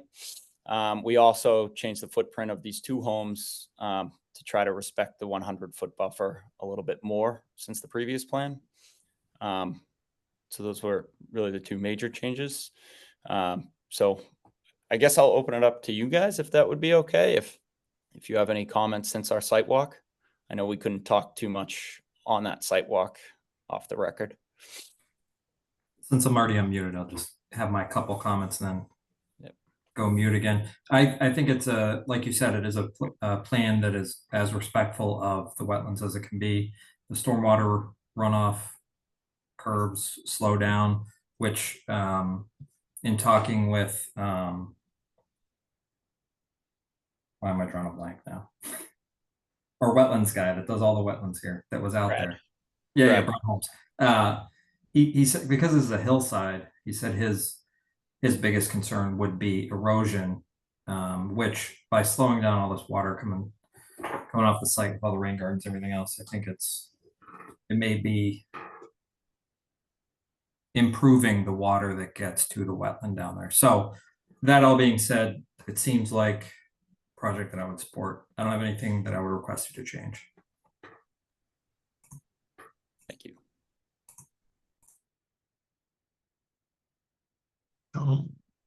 Yeah, I have a lot to say about this actually. I am not in favor of the current layout for lot 40. There's an alternative placement of the structure that is viable on the street. And while there might be some encroachment by design into the wetlands buffer there, it's not much. This is when you've got about 2,000 square feet here that you're proposing for your footprint. And you've already, as you said, you've already revised that once. So it's probably feasible to revise it again. You can fit that onto the area between the 30-foot setback at the street and the 20-foot setbacks, side setbacks. And then the last constraint, of course, is the 100-foot buffer. But there is basically room for the same structure right on the street. So you could move this out of the 100-foot buffer almost entirely. So I'd like to see that alternative presented to us.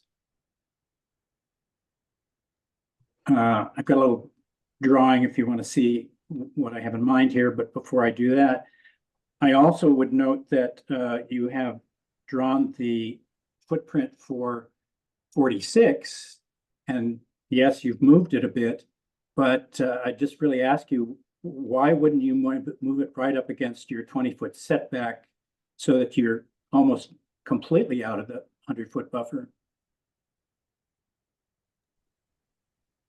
I would say that without, I don't want to commit to anything because this is more of a question for Taylor because we have that that drainage basin there. I believe that rain garden. I believe it's out of respect for that.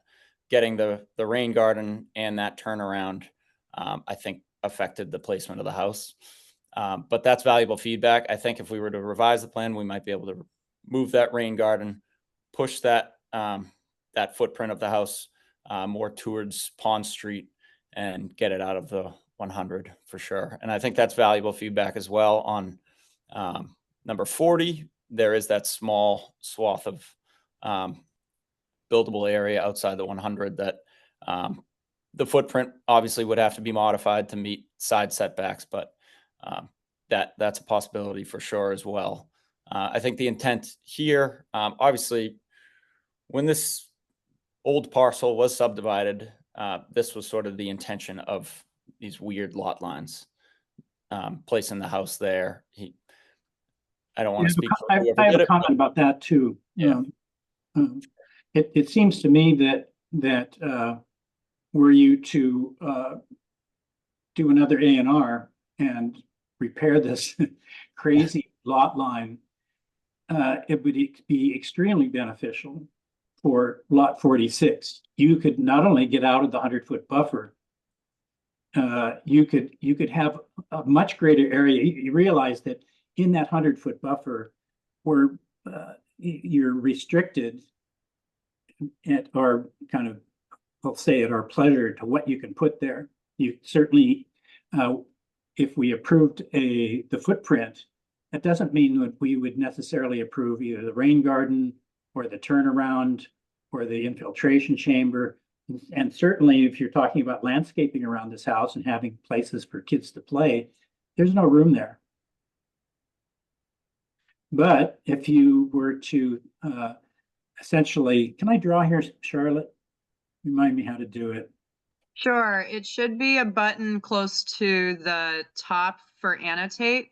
So like where the View zoom. options, under view options. No, like when you pull down the zoom, sorry, I can see it. I don't know if you guys can. Can you see the annotate on my end? No, it's okay. It's at the top of the screen. If you try to pull it down, sometimes it might be on the left side of your computer. You'll have a bunch of options for like share, like where your share screen button is. It's usually 1 or 2 items down for annotate, and it's a pencil.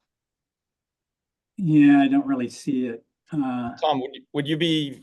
I have an idea in my head what you might be getting at. If you can see, say we were to bring the lot line basically through the garage, even that dash line between the garage and the home, just to sort of maybe a little further up from there. I've got it on my screen. If you let me share my screen, I can show you more clearly.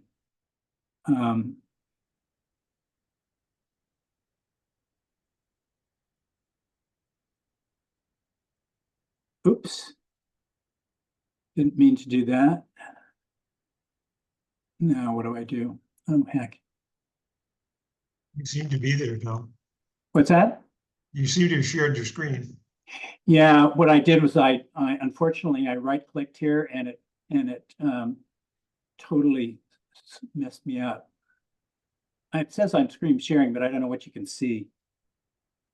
We can see because I just lost Pond lost Street my QGIS. How do I go back to full screen here? Escape. There should be buttons in the top right for view. Or you can maximize your screen just for your computer. Yeah, hang on a second. Yeah, quit zoom. Not so easy to do, Charlotte. Sorry, my view might look different from you guys because I'm the host. Yeah, right.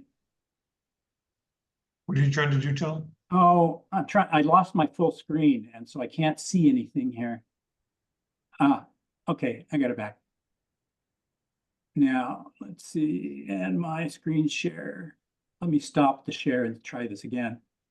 One more time, and do that. Share. It's there. Can you see this plan? Yes. Yes. Oh, okay. I can't see it very well, but let me turn off a few things. So basically what I've done is I've georeferenced the plan, and let me change the scale here.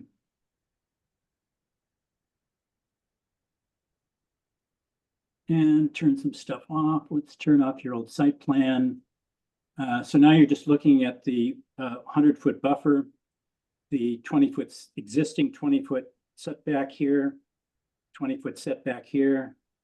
This is a 20-foot setback, and this up here is the same thing. So let me turn on the lot.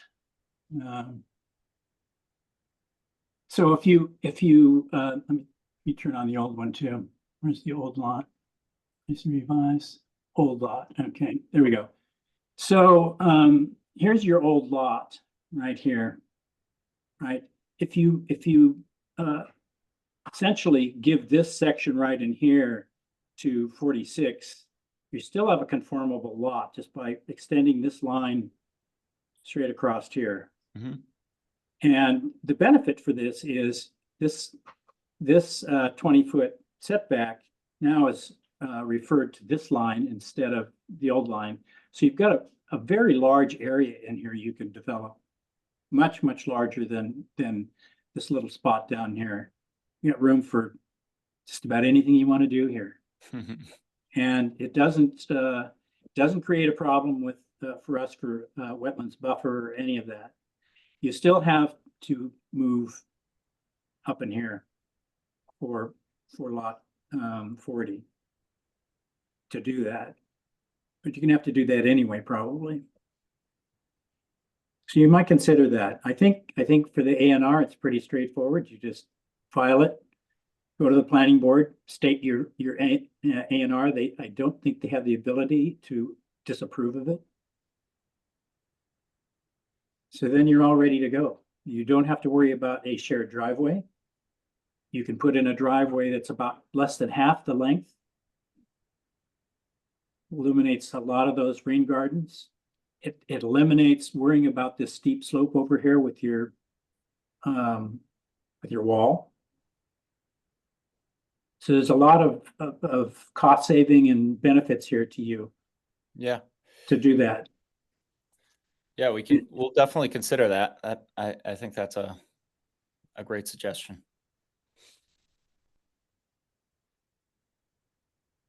So, as I said, I mean, I'm really concerned about impinging so radically on the 100-foot buffer here. And I know that you have neighbors that are worried about this steep slope. Well, if you build up here, it's not going to be so much. Down here is where that steep slope is. Then you're going to build farther away from the slope. And Yeah, Can I ask you what interest you're concerned about with being in the 100 here, just so I know which wetland? The interest is why impinge on it if you don't have to.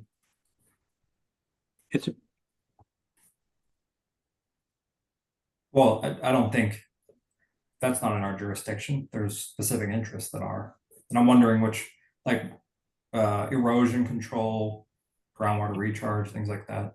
Yeah, right. There's got to be one of them, right? State your question again. No, I think it would be helpful if we shared with the applicant which interest we're concerned with so that it can guide his planning. Instead of telling him how to design it, just tell him what we're concerned with. It would help me too. My concern is just building in the 100-foot buffer. Tom, didn't you have a question about wildlife habitat, or was that another commissioner? Did what? Was it you or somebody else who had questions, I think at the first hearing, about protection of wildlife habitat? It wasn't me, but that's obviously one of the interests that we have in the 100-foot buffer. Also, trees. You're going to cut a lot less trees here doing this. So we do have interest there, Will, of course. Yeah, I was just trying to help we have a long tailor it for him so that, yeah, I don't think it'd be fair to say don't put it in the 100. But No, if you're I'm not saying yeah. that. I'm asking for them to consider alternatives. And I think that some of these alternatives might make it easier for us to approve this with fewer conditions. So from our standpoint, fewer conditions. Again, if they're outside of if they do this, suddenly they're outside of our jurisdiction. Well, for wetlands, not for stormwater, but yeah. Yeah, not for stormwater. That's right.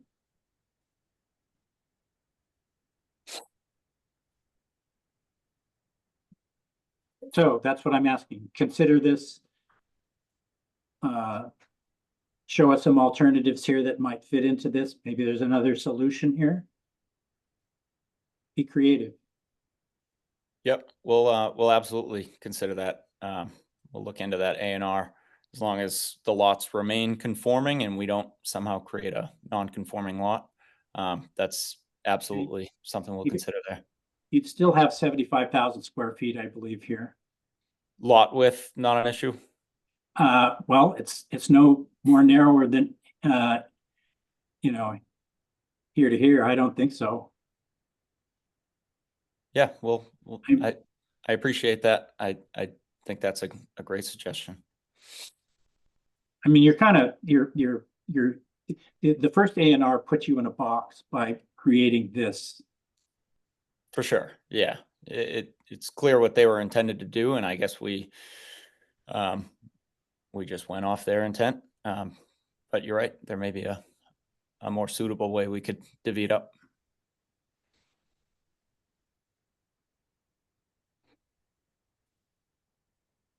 Do we have any other comments or questions? I expect it's going to be continued anyway because they have the problem with planning as well. So how long should we continue it until? How much time do you need, Curtis? Probably not when's the hearing after September 11th?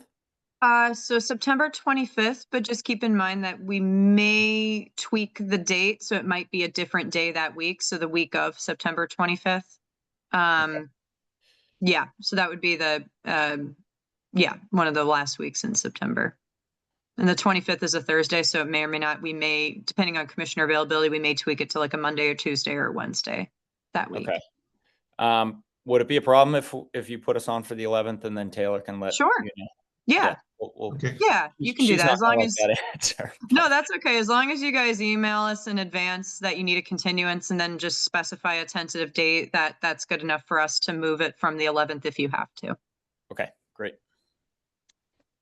Okay, so the public hearing, we need a motion we don't need a motion for this, do we? Okay, sure.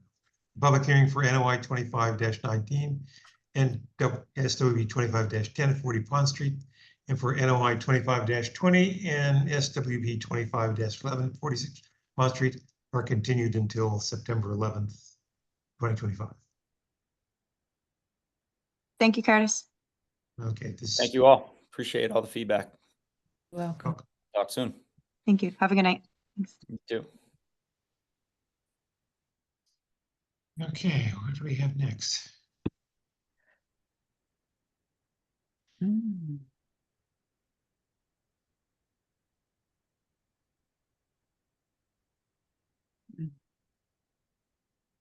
Is the next one this enforcement order on Doan Street? Yes, and you already read the continued hearings. I did. I don't see anyone in the audience for this, so I'll just try to be brief. A couple months ago, I had spoken to the property owner of 88 Doan Street. They came in looking to see what their options were to pave the existing driveway that is gravel into asphalt or an impervious surface or a paver surface. As you guys may know, my answer is almost always it depends. And depending on what the property owner chooses to do, it would depend on the filing of a notice of intent or an RDA. So some of the conversations that I can recall, I definitely specified a notice of intent for any paved thing. And obviously it would trigger a stormwater permit given the size of this driveway that you guys can see here. He was considering pervious options. And I told him, depending on what he's doing, if he was just putting down a new layer of gravel and raking it by hand, I think I told him you probably wouldn't need a permit for that. But I think if he wanted to reset it, put in pavers, put in cobble, things like that, again, kind of like similar projects, we would probably want to see just an RDA for something like that. This is within the riverfront area. So certain activities within the riverfront under the State Act are considered minor activities that don't necessarily require the filing of a notice of intent. However, there's always the caveat that our bylaws are typically stricter, and sometimes we may want to see an NOI for any work in the resource area per our regulations. So I think that was the information I mostly gave. He did mention he may or may not consider a sports court in the future, I think. And I told him that can be a separate conversation just because that may or may not need a full-blown notice of intent, depending on where it is. So I did get a call last week. This was a paving company that was out here. And again, paving company, people thought when they were calling, they're like, oh, I think this guy's paving the driveway. So I went over there, spoke to the supervisor on the phone, and he said he wasn't paving it, but what they were doing was they were definitely, resetting the driveway. They were already raking this gravel, and they were going to put in new gravel. And I think he said something about cobble edges and or an apron. And he also mentioned redoing that turnaround that you guys see in the back of this photo. They did have some machinery on the site. They'd already carved out the turnaround. This was the equipment that was on the site. I didn't see any fill, so they weren't bringing in any fill from what I could see, at least that day. Didn't look like they disturbed any of the trees or anything like that. But I did tell them, I said, well, this looks like it's more than just putting down a layer of gravel. You're kind of, even if it is pervious, you are slightly changing the footprint of the driveway and or the design of the driveway. So in my opinion, you'd probably need an RDA. He said he would come up with a plan and work with him. So I did issue an enforcement order to just require that filing. If he doesn't want to do it, that if he just wants to restore it to its original conditions, I'll defer to the commission if you guys just want to lift the enforcement order or if you want to see future mitigation action.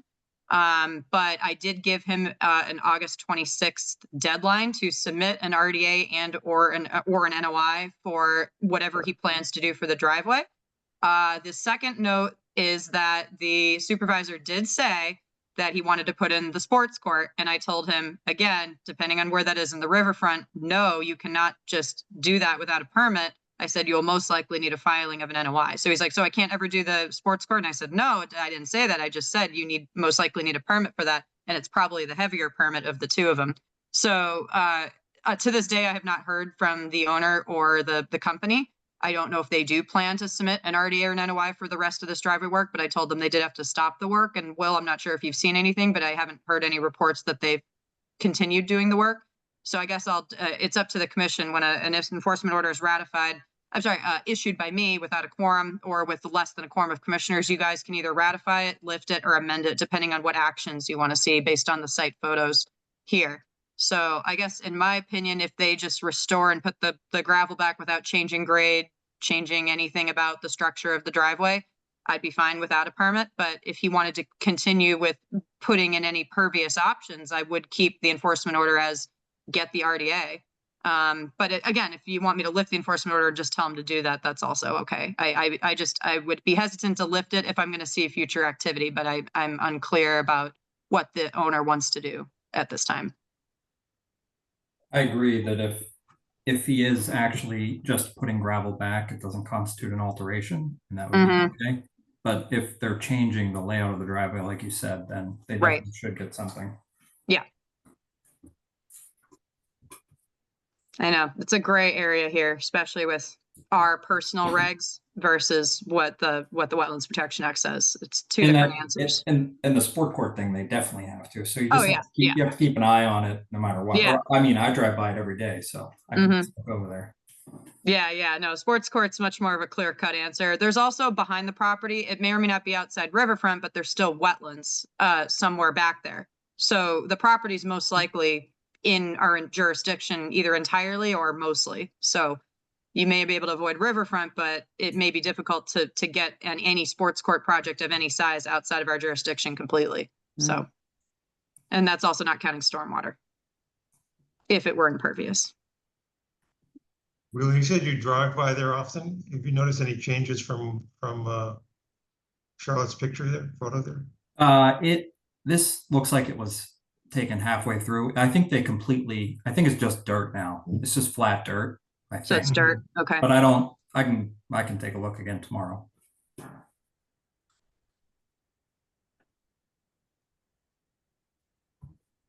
Like I think they just stripped the layer of gravel out. That's basically. what they were, yeah. And they did say they wanted to quote unquote make it better. So when people use language like that, I'm like, that implies a change. Like they're not just replacing the gravel, they want to make it better. And I'm like, well, regardless, an alteration is an alteration, whether it's good or bad. Good or bad is subjective. So I think I got the message across, but I haven't heard from the property owner or the contractor on what they plan to do. But yeah, if they just want to put the gravel back, that's fine. But yeah. Did you specify in the enforcement order what the next step would be? Yes. It was submit for the driveway, if they want to continue the work, it was submit an RDA or an NOI by next Tuesday, which is August 26th. That's the submission deadline for our September 11th meeting. That would be if they plan to move forward with the work. I think what I would like to do is maybe on Monday or something, I'd like to call the owner and say, this is what you need to do. So if the commission decides to keep the enforcement order or lift it, if you lift it, I could just send a follow-up letter and say, you're allowed to put the gravel back, but you cannot change anything about the driveway until you get a permit, unless we want to hold him to a permit, which again, I don't know if that would be prudent just because I don't know what he plans to do. But judging from the contractor's conversation, they did want to change it. So unless he changes his mind on that, that's why I told him he has to submit a permit, because the intent seemed like he wanted to change the driveway in some way, shape, or form. Well, you said that it seemed that they'd already started to do some modifications around the garage. Yeah, so back here where this truck was, they had carved out the existing turnaround, and it's kind of like a little bit of a dip. I don't know if they filled it back in. I think they did, because I did say in order for the person to safely get in and out of their house, I told them to finish whatever prep work to keep the driveway ingress and egress safe. But I said no more changes in terms of putting down any different material, fill, etc. Oh, so this Oh, was that turnaround was already there. Yeah, no, they were carving it out, so I think they stripped it. And so I told, yeah. Okay, I suggest ratifying it and have them at least come with an RDA to say that this is all they're going to do. If it looks like they're changing it, at least we can say go ahead based on that. Okay, I think that's my suggestion. I think what I would suggest is maybe amending it and saying submit an RDA or an NOI for any proposed changes to the driveway by a certain deadline, and or provide a response in writing that you do not intend to make any changes and just put gravel back. So I think I'd want to see any sort of confirmation from the owner on what they would like to do, and depending on what they say, follow whatever deadline that we set. So I gave the deadline of August 26th. So I don't know if we want to extend it. That was just correlated with the next meeting submission. So if we want to give them a little more time to figure it out, I'd be fine with that as long as no work happens. But there still is a cease and desist on the enforcement order and also a deadline of August 26th. So I don't know if you guys want to amend it just to say, maybe in 30 days, provide a written response of what you intend to do with the driveway. And if you intend to change it, you have to submit within that time frame or something like that, if that makes sense. That sounds perfect to me, Charlotte. Okay. So, Will, it sounds like you understood me. I don't know if you want to make a motion for that. So hang on one second. Okay. Let's see if I can get it right. Make a motion to amend. Is it amend the enforcement order? Yep. Amend the enforcement order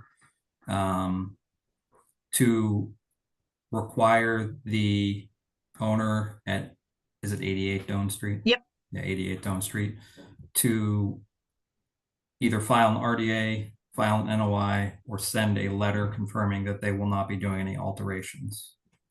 Does that sound right? Sure. And then what deadline would you like to set? Oh, 30 days from now is fine, like you Okay. said, 9/21 or whatever. Okay.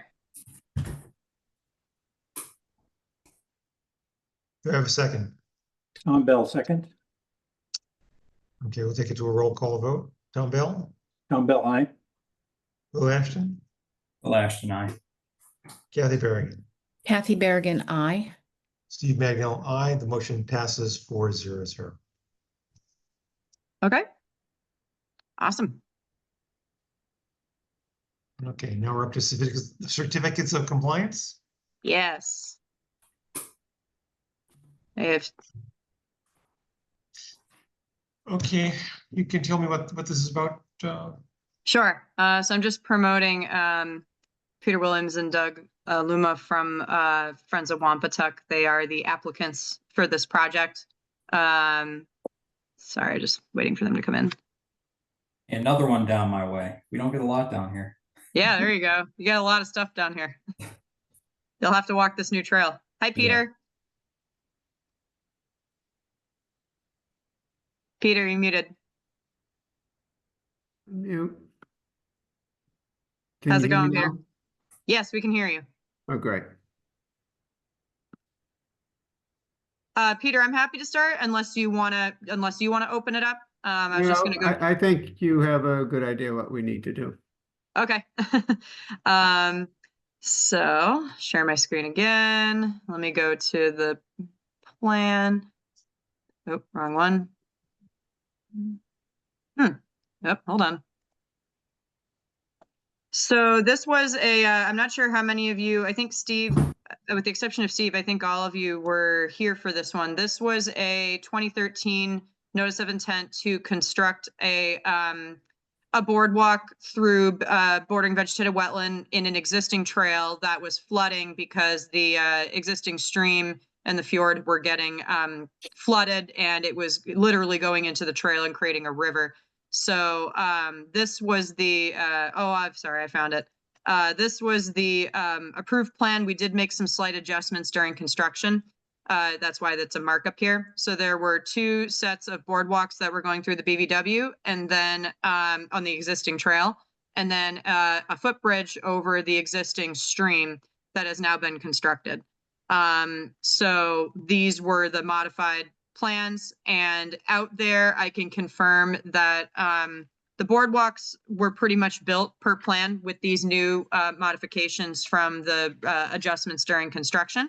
The footbridge does definitely have at least 20 inches of clearance underneath the bridge to the water. The request as part of this COC request is, at this time, they do not have the feasibility to produce an as-built. This is required per our regulations and also as part of the order of conditions. So Peter, feel free to jump in if you want to explain that a little bit more, but just judging from what I saw out there, and we walked it all together, I didn't see any significant deviations. The site is stable, didn't see any evidence of damage of the marsh in terms of construction damage or anything like that. The stream still has sufficient space underneath, and some of the stones were all taken out to allow more flow. That was part of the plan. So they are asking for a COC on behalf, of Friends of Wampatuck and the Wampatuck State Park DCR to close this out without an as-built, but it would be at the commission's discretion. And then there was a BVW replication area. So as part of the plan, since we couldn't replicate in this existing space, we found a hydrologically connected wetland that is more along the main trail that you guys see in this photo behind the existing fenced area, which is the replication area, which seems to be coming in nicely. No signs of, dead plants or anything in here. So I told them they could take the barrier out, just not spread the mulch in the replication areas. So this would need to be maintained for 3 full growing seasons. I think it's been growing for 2. Peter, please correct me if I'm wrong. That is but correct. still- We need one more growing season. Yeah. So haven't seen any die off in here. No plants have been replaced to date, but still upon the issuance of a COC, I would still recommend condition 41 to maintain the plantings for at least 3 full growing seasons and just give them that flexibility to tweak the plantings or fix them as needed. So I'll just quickly go through the special conditions. There were a couple of them with this project. That the BVW application plan had to be submitted to me within 60 days upon the issuance of the order. That was done. It was reviewed by myself and the chair at the time and was accepted. It was created by Brad Holmes from ECR. So this was the plan to put in some shrubs and perennials, and that was all approved. And then another condition was some necessary restrictions shall be put in place during construction to make sure that the BVW trail is not being damaged. from walking, from materials, et cetera. The trail would either need to be shut down or work to proceed quickly. So prior to construction, they did close the trails. Some signs were installed. They met with SCA workers and met over the project and the requirements before they actually started construction on the boardwalk.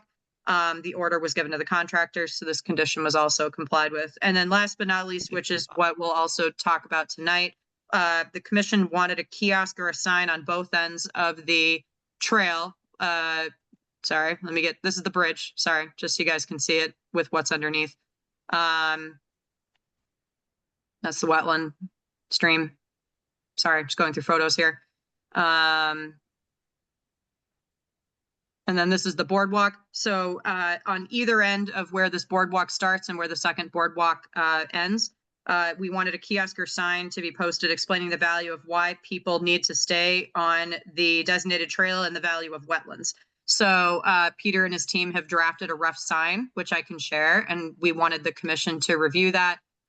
If the commission were comfortable to issue a COC without an as-built and contingent upon the signs being installed, I'm happy to work with Peter and Friends of Wampatuck to get those signs installed before a COC is issued. And I guess with that, before I pull up the signage, Peter, do you have anything to add, or commissioners, do you guys have any questions? Charlotte? No, I don't have anything to add. The idea for the sign came from a hike I did 2 weeks ago up in the White Mountains National Forest, and the U.S. Forest Service had put up a sign similar to this.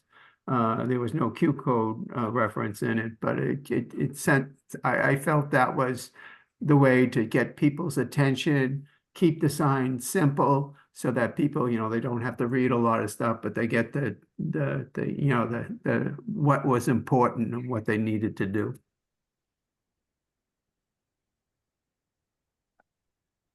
Thank you, Peter. Sorry, Tom, do you have a question? Yeah, can these photographs serve as a as-built? I'm not sure. I think for this particular project, it could be at the commission's discretion. We do ask as part of the order that comprehensive site photos be submitted, which, I went to this site several times. Peter sent me updates and emails and photos. So in terms of the general conditions, they complied with those and provided a lot of updates. And then we walked the site together for the final inspection.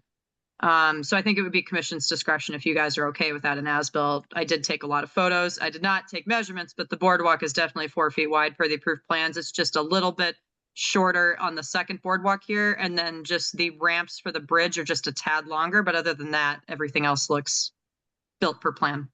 Were those the additions to the drawing that you had a photo of? No, it was, but again, I think it was just to level out to meet the matching grade. So I don't think it was like they installed additional stringers or anything like that under the boardwalk. Just so that the ramp for the, I can go back to the photo, but just so that the ramp would meet, these existing rocks. It's just, I think it was supposed to be 16 feet long. So plus or minus, it does look to be 16 feet. But it did to me look a little bit longer. But again, we weren't going out with a measuring tape and I didn't have an as-built. So, but overall, I don't see anything that was glaringly obvious that there were deviations that seemed, like they would impact anything. I was just wondering whether that marked up drawing that you showed at the beginning would serve as an as-built if it adequately. Yeah, I would say for the most part, unless Peter, do you agree that this could be considered an as-built in your opinion? I think on the boardwalk, yes. I think we did, alter it to show, what we're proposing to do. What really happened in the construction was that there was a section in the middle that was not constructed. And so we basically just connected the two pieces. The bridge originally was going to be in 3 sections, and they built 2. I wasn't present during this. I was out of the country, and they didn't realize that they could have done more, so that they actually just filled in. Just this year, we filled in the section in the middle. It made it, one long boardwalk, which is better. I'd like to note that the construction of the boardwalk is going to allow for the restoration of the wetlands that are under it and beside it. And it'll be a much greater replication than provided by the replication area. And another point I would like to make is typically my feeling was, one, you make sure you do as-builts to make sure it's generally generally dimensions of the project is approved. But in case of mostly with as-built around wetlands, you try to determine that the project didn't get closer to the bordering vegetated wetland or resource area than approved. But in this case, all the work was within the bordering vegetated wetland. So you don't really need to know where it is in relation to the BVW limit.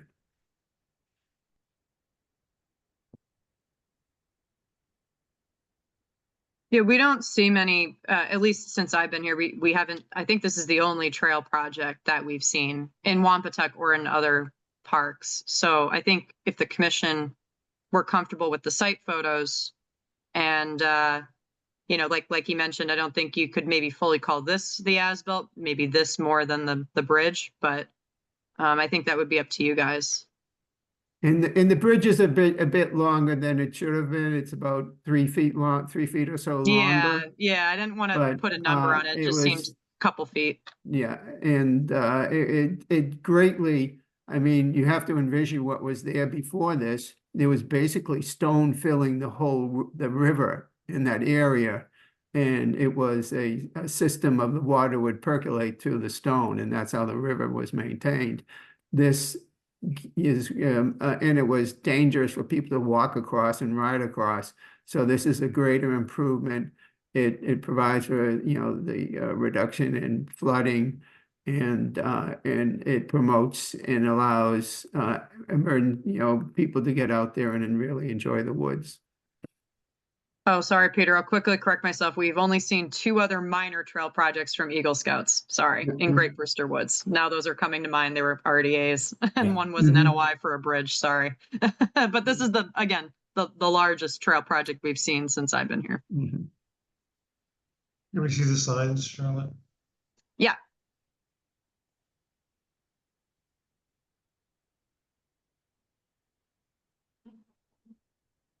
So the condition, again, I'll just read it briefly, was a kiosk or sign on both ends of the trail shall be posted explaining the value of the wetland and why people need to stay on the designated trail. So it says, welcome. Yeah, I'll let you guys read it.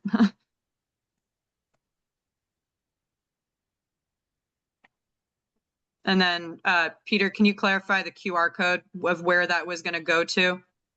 I'm still working on that, but I'm imagining that MACC or DEP has some site that will reference, the value of bordering vegetated wetlands and streams. And hopefully, the goal is to have the QR code go to that site. Okay.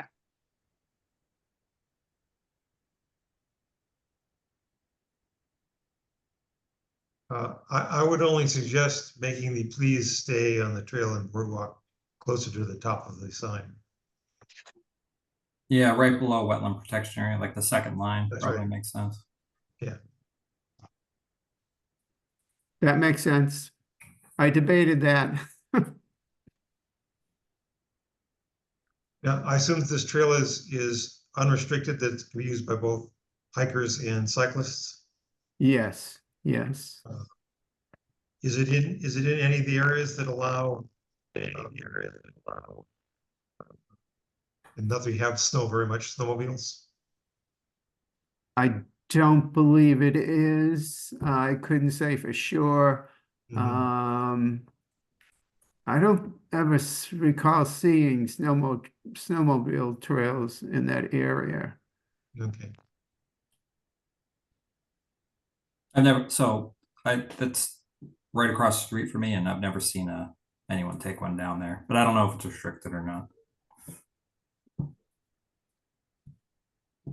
Yeah, that would be the only thing I'd be concerned with, whether or not, certainly running heavier equipment like that over the boardwalk or through, even though the wetland would be frozen at that point, wouldn't be very good for it.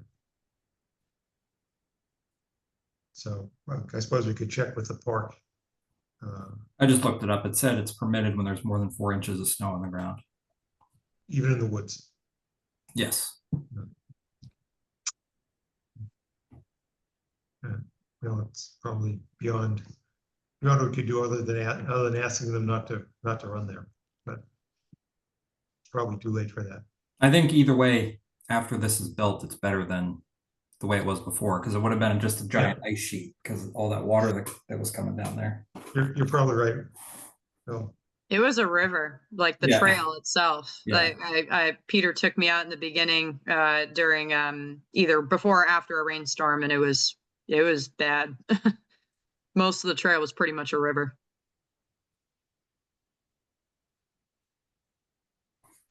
I guess I'm okay with the sign. I'm okay with using the photos, and I would even be okay putting that drawing that has pen on it as part of the as-built, because that all shows what was built. So, and issuing the COC.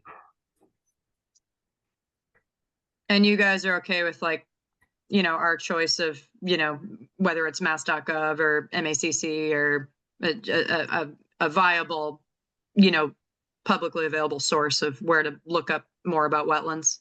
I trust your judgment, Charlotte, to put whatever you want on there. Yeah. Okay.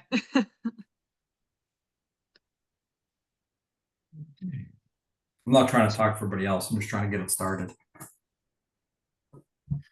So do we have any other questions?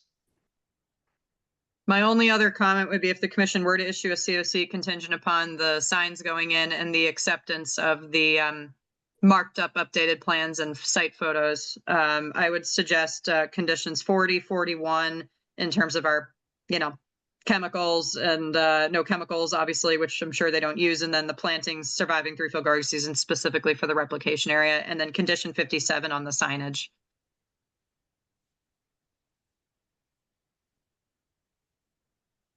And that would also be contingent upon the successful growth of the replication area.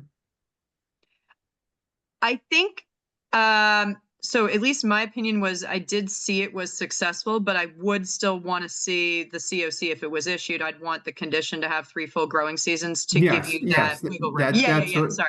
Yeah. That's what I'm trying to say. Yeah.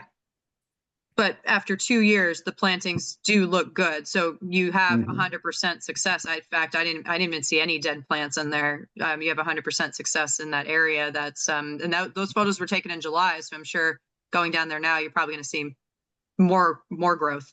But yeah, I'd still want to give you the 3-year growing season to replace anything and just keep watch of it.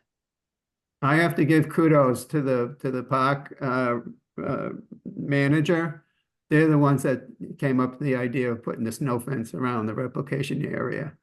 Otherwise, it would have been devastated by deers. Thank you.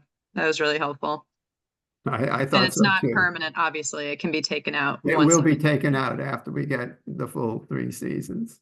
Mhm. Was that also a numbered condition, Charlotte? Not for the fencing, no. It was an on-site no, decision. Oh. Or the 3-year growth?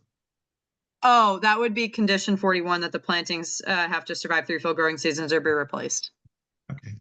So that was condition number 40 with the no chemicals, condition number 41 about the plantings, and then condition 57 about the signage. Okay, so we continue then. I can make a motion to issue certificate of completion for a notice of intent 23-10 at Wampatuck State Park, Doan Street, with the following conditions 40, 41, and 57 to be completed. Have a second? Take a roll call vote. Tom Bell. Tom Bell, aye. Will Ashton. Will Ashton, aye. Kathy Berrigan. Kathy Berrigan, aye. Steve Magnell, aye.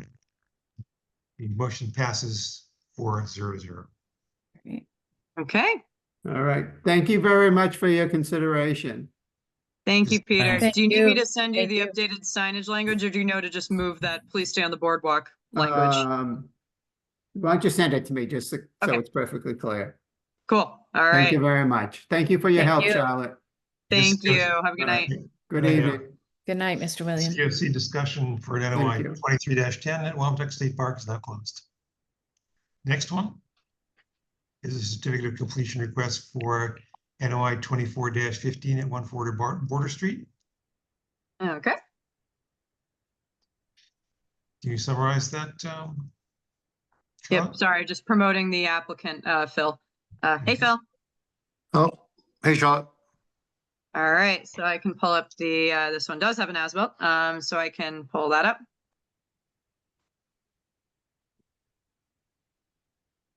Sorry, too many plans. There we go. So this is the as-built for the, it was a pier float and gangway. This are some of the photos taken by the contractor. I also have additional site photos. This is low tide conditions. So this one had a couple special conditions. There was a boilerplate condition I just wanted to quickly reference about construction of the pier being worked to and from the completed portions as best as possible, no construction equipment. Our special conditions were kind of repetitive to that, but it did say for 55, condition 55, that the work shall be conducted from uplands where possible. Construction mats shall be utilized when in transit across the marsh as necessary. No construction materials, equipment, staging, refueling, or anything shall be stored in the marsh. So the contractor did use the construction mats, so there was no footprint traffic in the marsh. They worked in low flow conditions. They took the construction mats, which are just the wooden plywood boards, out at the end of each construction day. Walking the site, did not see any evidence of footprint traffic or damage to the marsh from those construction mats. Condition 56 was that the work shall occur from the built portions of the dock. So usually what they do with every dock project, it's the same contractor. They drive the piles in first and they build this first portion that you guys can see in this photo here. And then once they build this lower portion here, then they work out and they work from the updated, the actual built platform out once the pilings are in. So the contractor did send me photos when all the pilings were in. I was there to inspect the site with the center line. So they did put in all the stringers and pilings per plan. There was a small on-site condition, and I can show you guys a photo about this. You can sort of see it in this photo. The edge of the marsh of where the pilings were the last set of pilings was literally going to go in the slope, where obviously that would erode, and that's not great. So we pushed this back about 1.5 feet, the last set of pilings here before you get to the gangway. So they did push it back just 1.5 feet to keep it away from that eroding portion of the marsh. So that was really the only site change tweak that we made. I didn't see any other deviations that were notable. And then the last condition was just about being equipment not being refueled on the site. The contractor does not refuel his equipment on the site, and if he does, it's always like in the existing driveway. It's never like on the site where they're working. So all 3 special conditions were complied with. And then, like I mentioned, the only deviation that I would note about the dock is that this last set of pilings were just pulled about 1.5 feet back from the edge of the marsh. And with that, I would just recommend condition 40 about not using chemicals. There was, it didn't make it into our current template for special conditions, but I already spoke to Phil and the contractor about not storing the float in the marsh. It's a part of our regulations, but that wasn't a special condition with the permit. It's just part of our regulations that have been discussed. But I would really only recommend condition 40 for an ongoing condition. Any questions? Sorry, it's the approved plan for reference. As you can see, pretty similar. In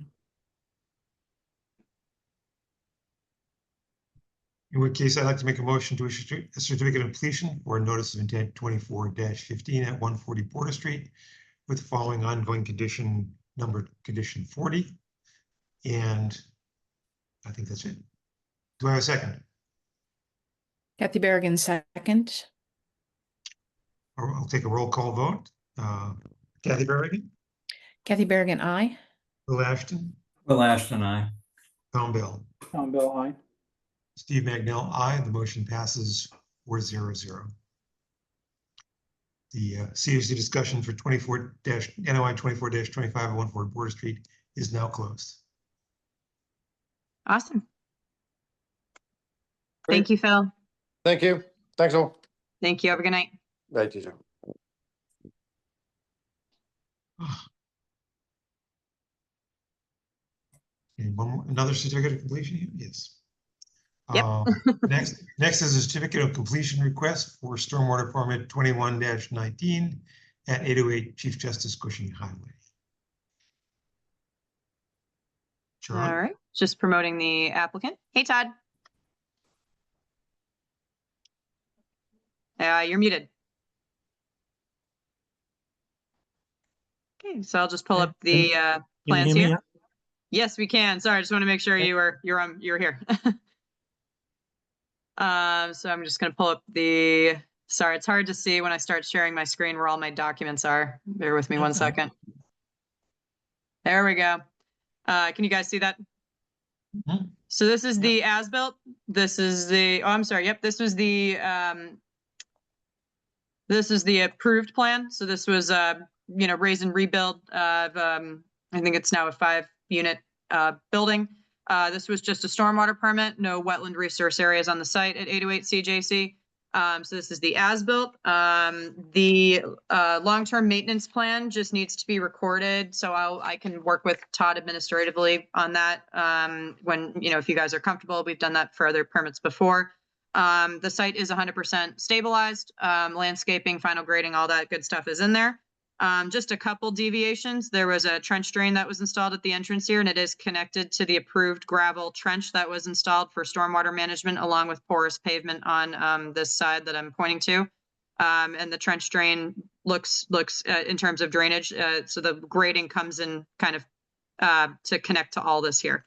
No concerns from the engineer with adding in the trench drain. The front entrance sidewalk here is just a little bit shorter, so slight decrease in impervious, and porous pavement is on this side where you can see the line, and this is the as-built. The gravel trenches, at least on the approved plan versus the final plan, just a little reconfigured, but still going in the same direction, just for A and B comparison. And then planting deviations, there were just species substitutions from the approved plan versus here. I don't know how much we care about that for stormwater, but they were just, planting changes, just slightly less trees and just different species selection. But other than that, the entire area is landscaped and stabilized, and porous pavement on this side and impervious on the back. I did speak with the applicant's team about this area here where the septic was installed. Board of Health has issued a COC for the as-built septic plan. This area is just currently gravel, and they're going to just keep it that way in the back of the units. But with that, I can turn it over to Todd if you have anything else to add. Otherwise, there were no real special conditions for this stormwater permit. I would just recommend the standard boilerplate conditions about perpetually maintaining the stormwater systems. It's all outlined in the long-term maintenance plan, which we'll record with the registry before a COC is actually issued.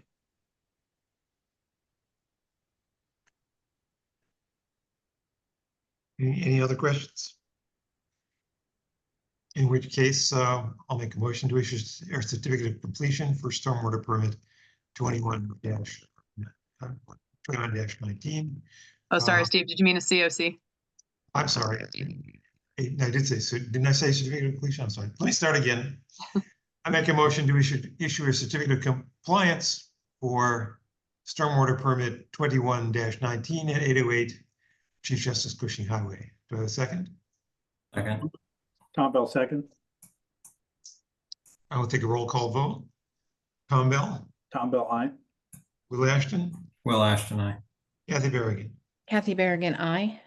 Steve Magnell, aye. The motion passes 4-0-0. The COC discussion for stormwater permit 21-19 at 808 Chief Justice Cushing Highway is now closed. Thank you very much, everyone. Thank you, Todd. Appreciate it. Thanks. Have a good night. You too. Next is a certificate of compliance request for NOI 24-08 and stormwater permit 24-11 at 472 King Street. Charlotte? Yep. Sorry, one sec. Just promoting. Hi, Dylan. Can you hear us? Hello, yes, can everyone hear me again? Yep. Great. This is Dylan Brady from Grady Consulting representing the applicant. So I'll just, Dylan, if it's okay, I'm happy to start. And if you want to follow up with anything, we can do that if you're comfortable. This was a notice of intent and a stormwater permit for construction of a single family home at 472 King Street. I'll pull up the approved plan. So most of the work, the 100-foot buffer is in blue here. Most of the work was entirely outside the 100-foot buffer with the exception of some grading and a splash pad and overflow pipe from the outlet pipe, sorry, from the infiltration system. There were several conditions about planting, but I will get to those in a little bit. So this was mostly under a stormwater permit, as you guys can see. So the front of the property it is recently mulched, but it doesn't appear to be in terms of an erosion issue. I think it was just a landscaping choice. So other than that and a small patch here on the side of the house, the site is 100% stable. I will just note there's some grass that's still growing in, but it's in a flat area where it doesn't appear to be an erosion issue to the marsh, but the grass is coming in. So the barriers are all the way down at the bottom of where this riprap wall was built. So in terms of site stabilization, I would say it's for the most part 100% stable. The long-term maintenance plan has already been recorded at the Registry of Deeds. With that, I'll just go to some of the site deviations and some of the stormwater systems from the approved plan here for the sand filter trench and some of the catch basins are just a little bit different in elevation than the approved plan. So the infiltration outlet was installed at a slightly higher elevation, 91.2, than approved 90.5. The sand filter strip, same thing. Approved elevation was 90.5. The as-built conditions were 91.2. And then the proposed Nioplast drain at elevation 90.5 was replaced with a catch basin at elevation 94.3 for the rim. This was viewed by me in fall of 2024. We did talk about it, I think, with the engineers in terms of elevation difference, but based on those changes, Dylan had clarified that yes, all drain components were slightly raised. This should not affect the drainage structures or the ability to infiltrate. The sand filter was proposed to be loamed and seeded when finished. Right now it's mulch, but the 90.5 elevation is the proposed invert on the Nioplast drain, and the number is now 91.2, which likely all other structures were slightly raised. So I guess, Dylan, just kind of reiterating, you don't really have any concerns with those slight changes in terms of where the final structures ended up? Yes, that is correct. And I didn't know if you're going to keep going or if you wanted me to take over for the section in the back. I'm happy to start. Yeah, if you want to follow up. Yeah. So just a lot of the special conditions, conditions 55 through 59, actually 58, if I'm being honest, are all related to the planting work. There was a proposed plan to put trees in the 50 and 100-foot buffer. As you can see here, it's more fleshed out on the drawing of the landscape plan. So to make a long story short, all the plantings were not planted in the 100-foot buffer. There are different species changes, which I can go through, but for the most part, the conditions 55 through 58 in the order were, of course, not followed since the plantings were not installed in the 1,500-foot buffer.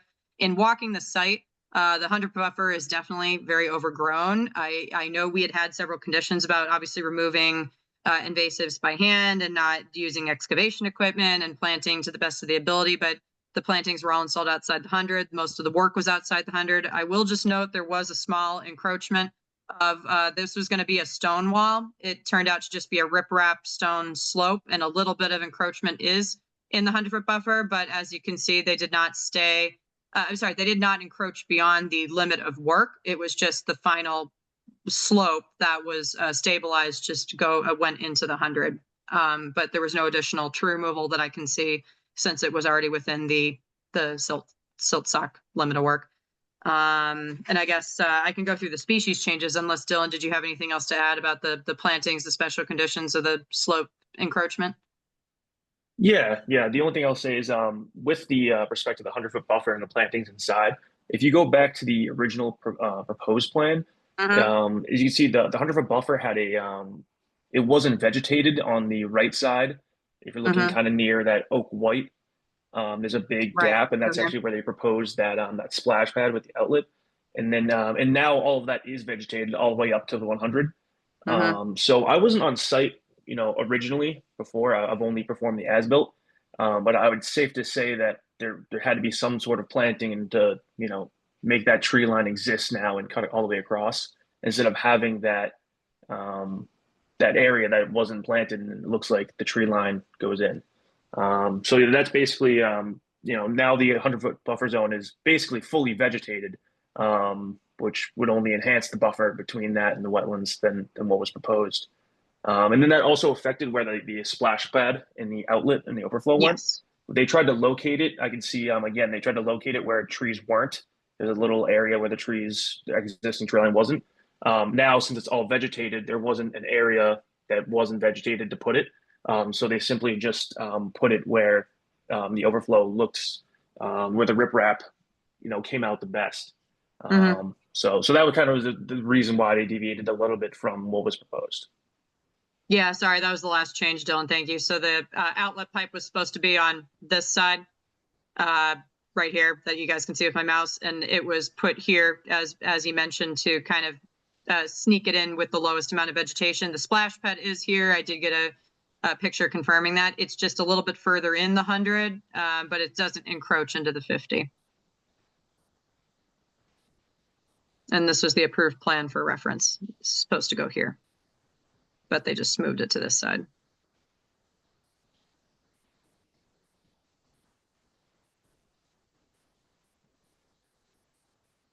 Charlotte, I have one question just Yep. on the, can you go to the proposed plan? Yeah, this is proposed, sorry. This is proposed, Mm-hmm. and then the other one, can you go with the as-built? Yep. That P Stone driveway, was that a minor change or something? Because that wasn't on the proposed plan. Oh, yes, I'm sorry.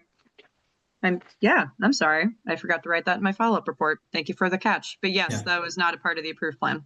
But you looked at it ahead of time and Yes. said it was okay. Yeah, I Okay. didn't have concerns with it because this was going to be lawn anyway. Yep. Yep. So yeah, there were definitely like some landscaping choice changes along the driveway, but it doesn't appear like it seemed to be an issue. It wasn't a part of the plan. And the only landscaping plan was in this corner here. So there was no proposed landscaping plan for the rest of this that the commission had reviewed at the time with the stormwater permit. And I'm sorry, now that you mentioned that, the obviously, as you can see on the as-built, there's a lot of other native arborvitae, non-native ornamental trees that are all around the house. So there was definitely more extensive landscaping done around the home than what the approved planting plan in the 100 and just outside the 100 was. So overall, more trees were put in than the original planting plan, which only was in this corner. It's just all these plantings, most of them were supposed to be in the 100 and some in the 50, but now they were, all located up in this rear yard area outside of the 100-foot buffer. Yep, as long as you knew about that driveway ahead of time. Yep, sorry, I I'm did. good. I just forgot to mention it as a deviation, sorry. That's all right. I'm good with this one.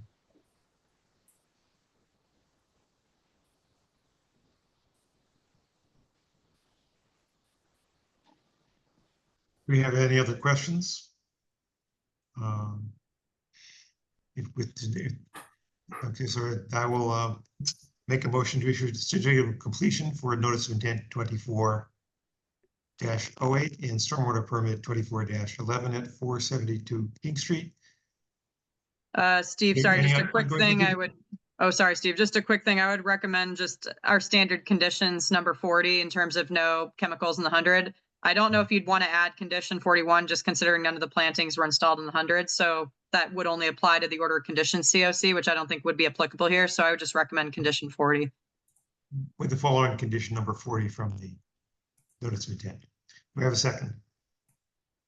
Tom Bell, second. A roll call vote. Tom Bell, Tom Bell, aye. Will Ashton, Will Ashton, aye. Kathy Berrigan, Kathy Berrigan, aye. Steve Magnell, aye. The motion passes 4-0-0. The CSC discussion for NOI 24-08 and SWP 24-11 at 472 King Street is now closed. Thank you very much, everyone. Have a great night. You're welcome. Thank you, Dylan. Have a good night.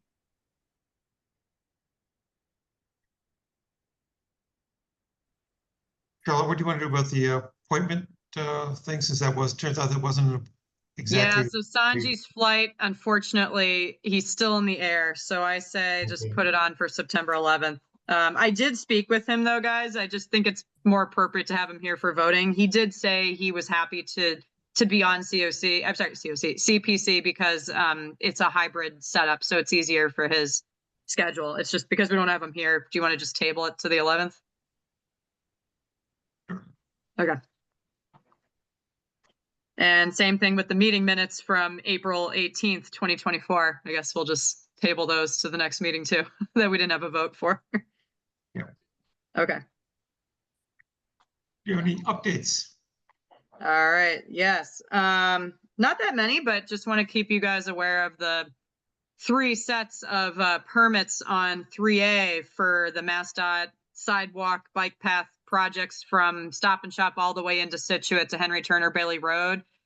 This project, as you guys may remember, and Will, I think you were not on the board at the time, but I'm happy to give you a quick update that this was a 3 and notice of intent project that was exempt from our local bylaws. They had 3 components, one from Stop and Shop to Pond Street, the Pond Street intersection, which had its own ADA compliance requirements. That's why it was a different notice of intent. Both of those segments of the project were buffer zone only with some bordering land subject to flooding changes. The biggest portion of the project from that intersection at Pond Street all the way into Henry Turner Bailey Road in Situate was obviously two orders of conditions from Cohasset and Situate. They have started that work earlier this summer. They started in Situate and they're moving north. So in the next few weeks, I'm going to be inspecting where those insurance company buildings are at the border of Cohasset and Situate. They have already started some minor clearing work, but I will be walking out to define the limit of work, which is basically just the right-of-way and the erosion control barriers in the next couple of weeks. Given how long this project segment is, which is about a mile, we're going to install the barriers and the work in 3 pieces for that one particular project. That's separate from the 2 components of the projects that have already been mostly completed. So I'm going to be out here a lot, I guess, to make a point. This largest component involved a lot of wetlands alterations, both permanent and temporary wetlands replication, relocation of the intermittent stream at the corner of Beechwood and 3A. That will be really heavy construction. They do have a dewatering plan. We have not finalized the dewatering plan because DEP, if I'm being honest, I was at a meeting this week. They weren't entirely satisfied with it. So we will need to finalize that. That will be one of the portions of the work that is done last.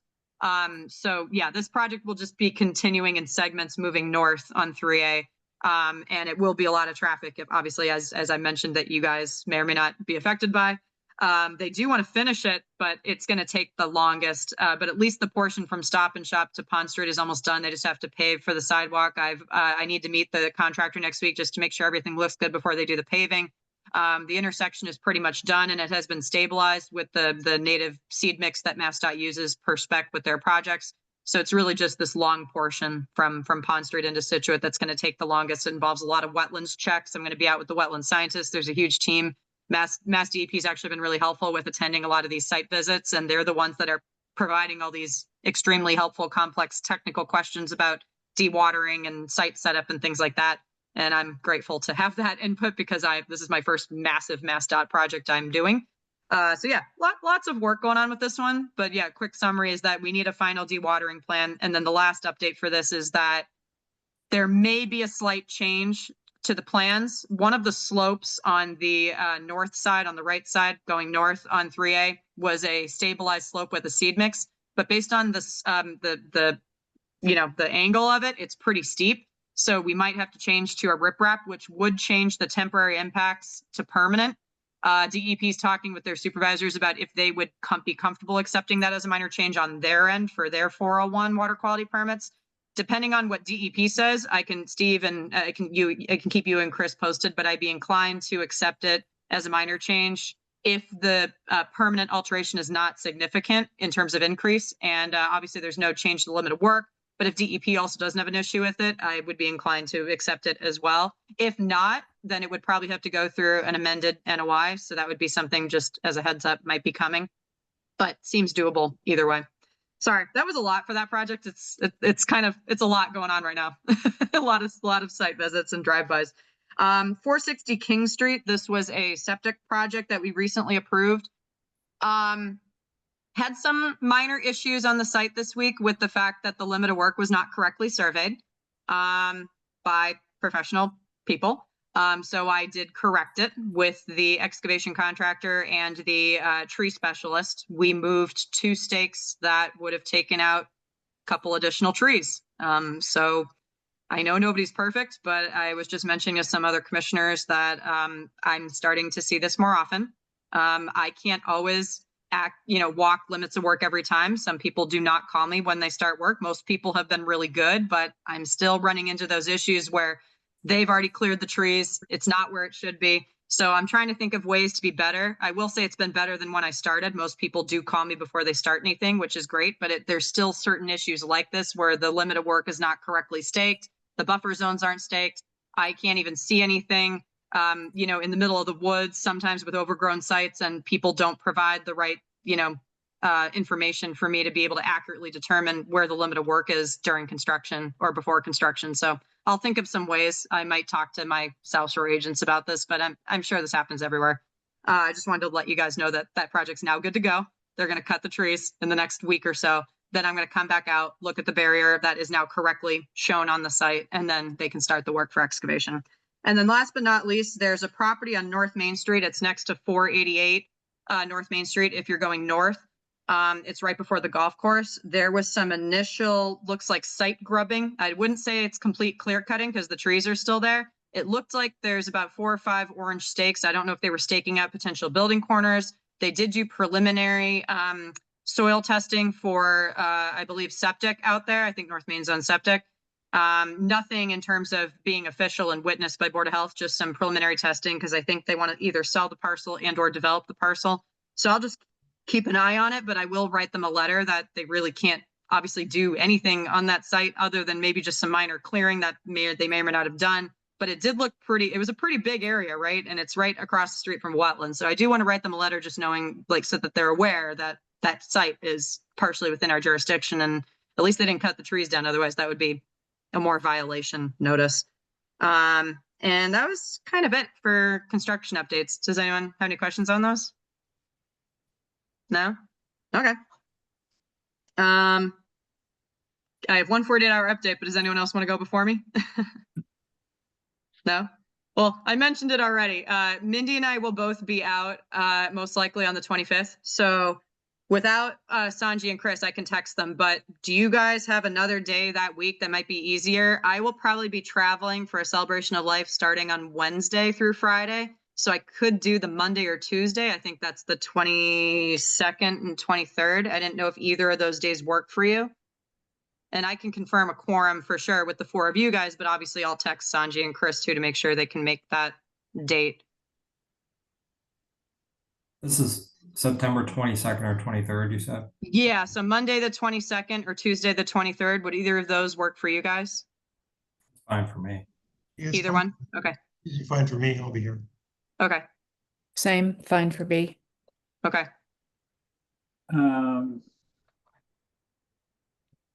Yeah, me too. Okay, so 9:22 or 9:23. Okay, so I'll just see. I guess we'll determine. Sanji and Chris will make the call. That was kind of it. Oh, sorry, I did have one 48-hour issue. Sorry. There's been some fun calls that we've gotten at the town this week, mostly about dumping poop in the waters on Jerusalem Road near 491 Jerusalem Road. The Board of Health director and I are going to write letters. The person has already been given a $600 fine by the police for dumping in a waterway. Apparently, this is a habit. This person has dumped in the catch basins before. DPW's cleaned it out. I don't know what's going on with this person, but I'll just make note of it because I didn't physically see it. That's why I'm just probably going to issue a warning letter. But dumping, discharging, anything like that is still it's still a violation. So it's just one of those things of like, he already did it and cleaned it up and then said he won't do it again. So I don't know. Things like this are kind of weird. This is the 4th place I've heard that this week. Yeah. Yeah. So I don't know what people's deal is with throwing dog poop into a wetland or a salt marsh or in the, it used to happen a lot at the Doan Street entrance before they put those, disposal sites. Oh, yeah. Yeah, it was bad. So I don't know what people's deal is, but we're getting calls about this because obviously Board of Health, it's a health concern. There's also been people apparently disposing of poop on Sandy Beach, human and dog. So I don't know what's going on with people, but 491 Jerusalem? Yeah, 491 Jerusalem. It's actually at the little beach area right next to that property. Yeah, I know. Yeah, I know where that is. White House next to.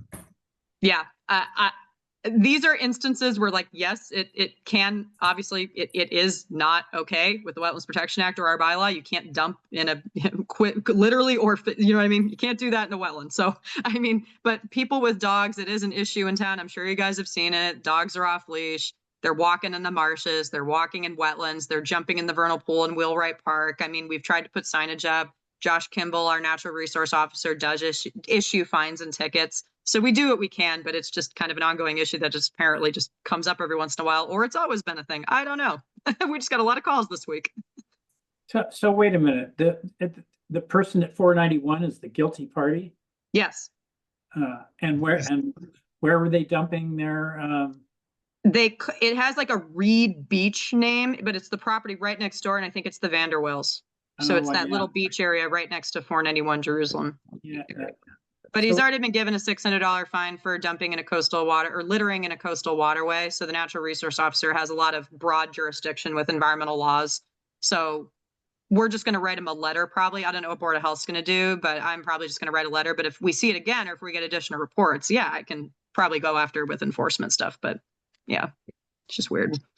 Weird calls this week. That was the only other update I had. Fun.